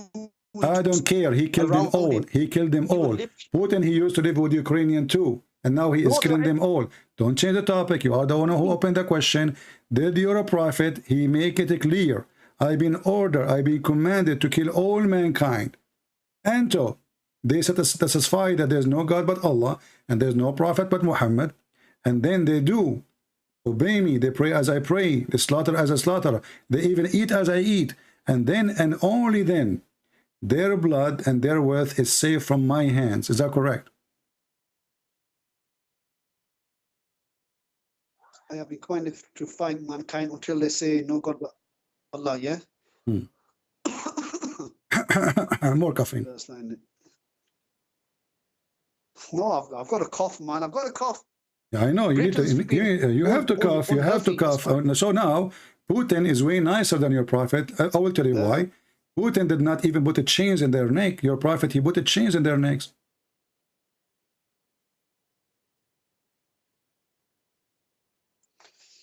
and to kill unbelievers as the next state. Islam has taught me how to be merciful. It says, I have been ordered to kill the people until they testify there is no God but Allah, and they establish if they do that, their blood and wealth are protected from me by the rights of Islam. Their reckoning will be with Allah, yeah? Yeah, so your prophet, he is a gang, he is a Hitler. Hitler, he said, you have to obey Hitler. I am the only one in this world. Everybody have to worship me, bow down to me. We are the best. And if you don't, we will kill you. And he start killing people. And this is Putin now. He is learning from Hitler. Hitler learned from Muhammad. And Muslims, they praise Hitler. And not only that, let me ask you, is it true that the Muslims are the best of mankind? Yes. Why they are the best of mankind? What makes them the best? Because we are the closest ones that follow the... No, this is not the reason. This is not the reason. The reason is because you have a duty to put the chains around the necks of mankind and bring them into slavery, or they have to convert to Islam. Is that correct? No, that's open. Are you sure? No. There's no compulsion in religion. That's what Quran says. Allah says there's no compulsion in religion. That's false. You just said your prophet saying, I'm in order to kill all mankind until they say, and you are saying to me no compulsion in religion. Listen, Abdul. This is why your prophet is an idiot. Here we go. You can cough, by the way, if you want. This is... No, not cough. It says... My friend, this is your prophet saying that the Muslims are the best of mankind because they will bring mankind into Islam and the chains around their necks. Did your prophet say that, or I'm lying? Unbelievers take place demonstrates. This hadith is only got to do with the Arabs, brother. I'm reading a commentary here. What? I'm reading a commentary. What? This is only talking about the pagan Arabs. It doesn't matter if they are pagan Arab or are they chicken. They are human. I mean, your answer is very stupid, my friend. It says I've been ordered to fight all mankind, and now this is only the Arab. It says they are the best of all mankind, the best of all mankind, the best of all mankind, and now he's speaking and doesn't make a difference. I'm an Arab, so it's okay for you to bring me with a chain in my neck. Is that justifying it for you? Our friend, just go, man. You guys just go and cough. What a hilarious answer. This is only for the Arab, as if this is even better. This is even more horrible.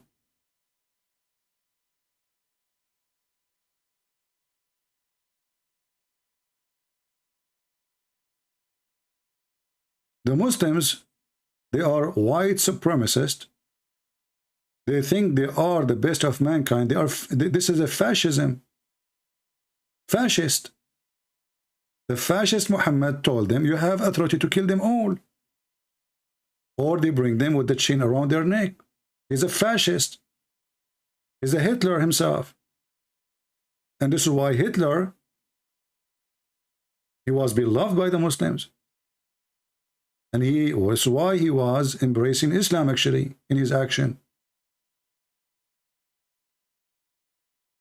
Do you know that every single Muslim in the Middle East, he loved Hitler? Do you know that they have his book printed? The United Nations and the stupid American, they give donation to the Palestinian Authority. And then the Palestinian Authority, they print the book of Hitler and they give it for free for every child in their territory.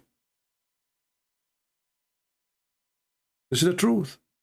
Islam is a fascism, supremacist, the white supreme Arab. They look down at everybody. When an Arab, he go to Pakistan, he looked them down. He's an Arab. This is why when Osama bin Laden, he went to Afghanistan, he acted as if he's God there. Because he's an Arab. They are not. This is why the Muslims, they change their names to Arabic names, but you will not find an Arab changing his name to Pakistani name. Their clothing, their names, their words, everything, the Arab. Islam is the religion of the Arab. The Arab are the supreme. The rest, they have to come with the chain around their neck.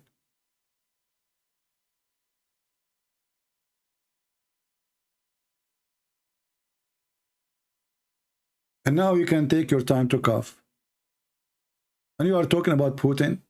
Putin is little criminal compared to your prophet. Little, tiny. He's a criminal. He's evil. But he's way small to compare to Muhammad.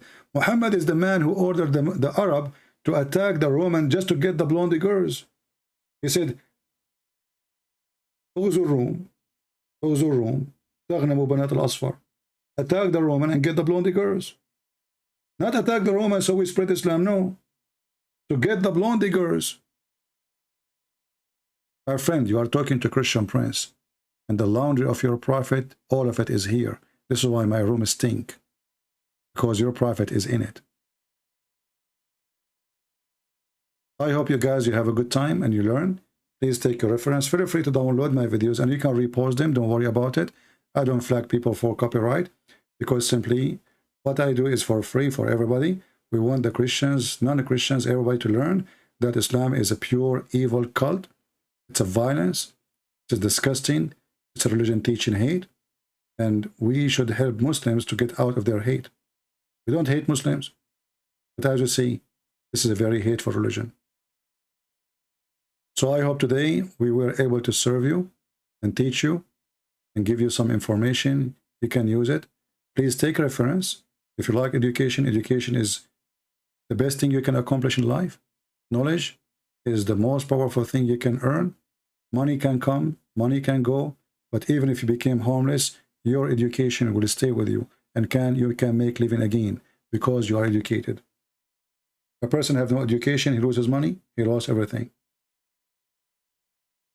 Education, education, education. The Bible says, my people have been destroyed because of their ignorance. So, learn, educate yourself, and then you will become respected wherever you go. When somebody now, you go to some society, a group of people talking about Islam, and you are the one who learned, and people will be really looking, wow, this guy, he knows what he's talking about. You will not look like a fool. Joining the other fools who are saying stupid things about Islam, which is not true. Islam is peace. Islam, you know, the Mujahideen, they have a wrong interpretation of the Quran. But this is Muhammad. Did Muhammad have wrong interpretation? When ISIS, they commit their crimes, they quote Muhammad. They don't quote Jesus. They don't quote interpretation. They quote Muhammad words as it is. And Muhammad actions speak for the words. And as always I say, if a fool Muhammad can fool you, a fool like Muhammad can fool you, how foolish are you? This is religion of foolishness. How in the world anyone can believe that there is a God? If I believe in him, he will make my penis endless as size, and he will give me a lot of women to boom boom. Isn't it obvious that this is stupid? Do you have to be genius?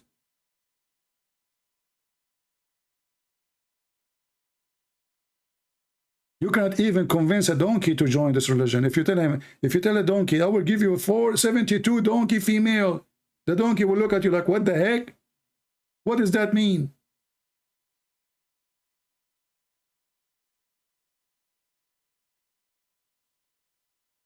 This is religion. Speak to your greed. The greed of owning more women. The greed of controlling more women. The greed of having gold and silver. The greed of being satanic, abusing children. 80,000 child will be your slaves in heaven.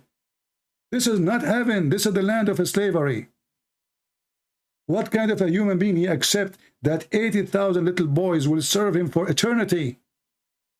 That is a child abuse. How that can be heaven?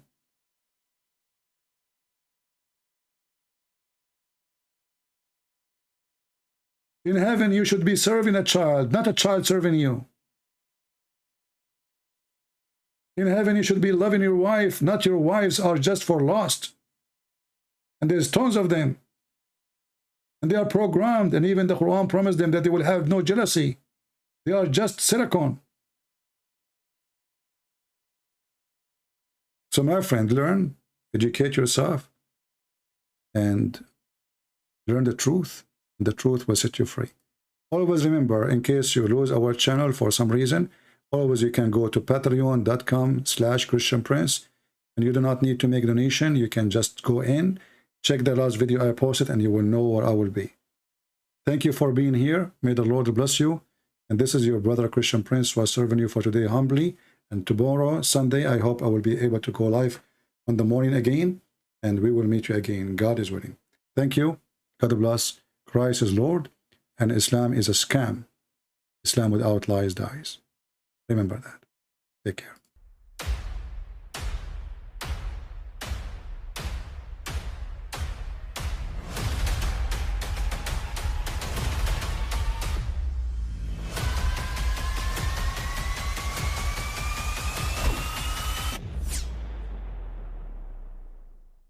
I mean, again, he doesn't know who Gabriel is, right?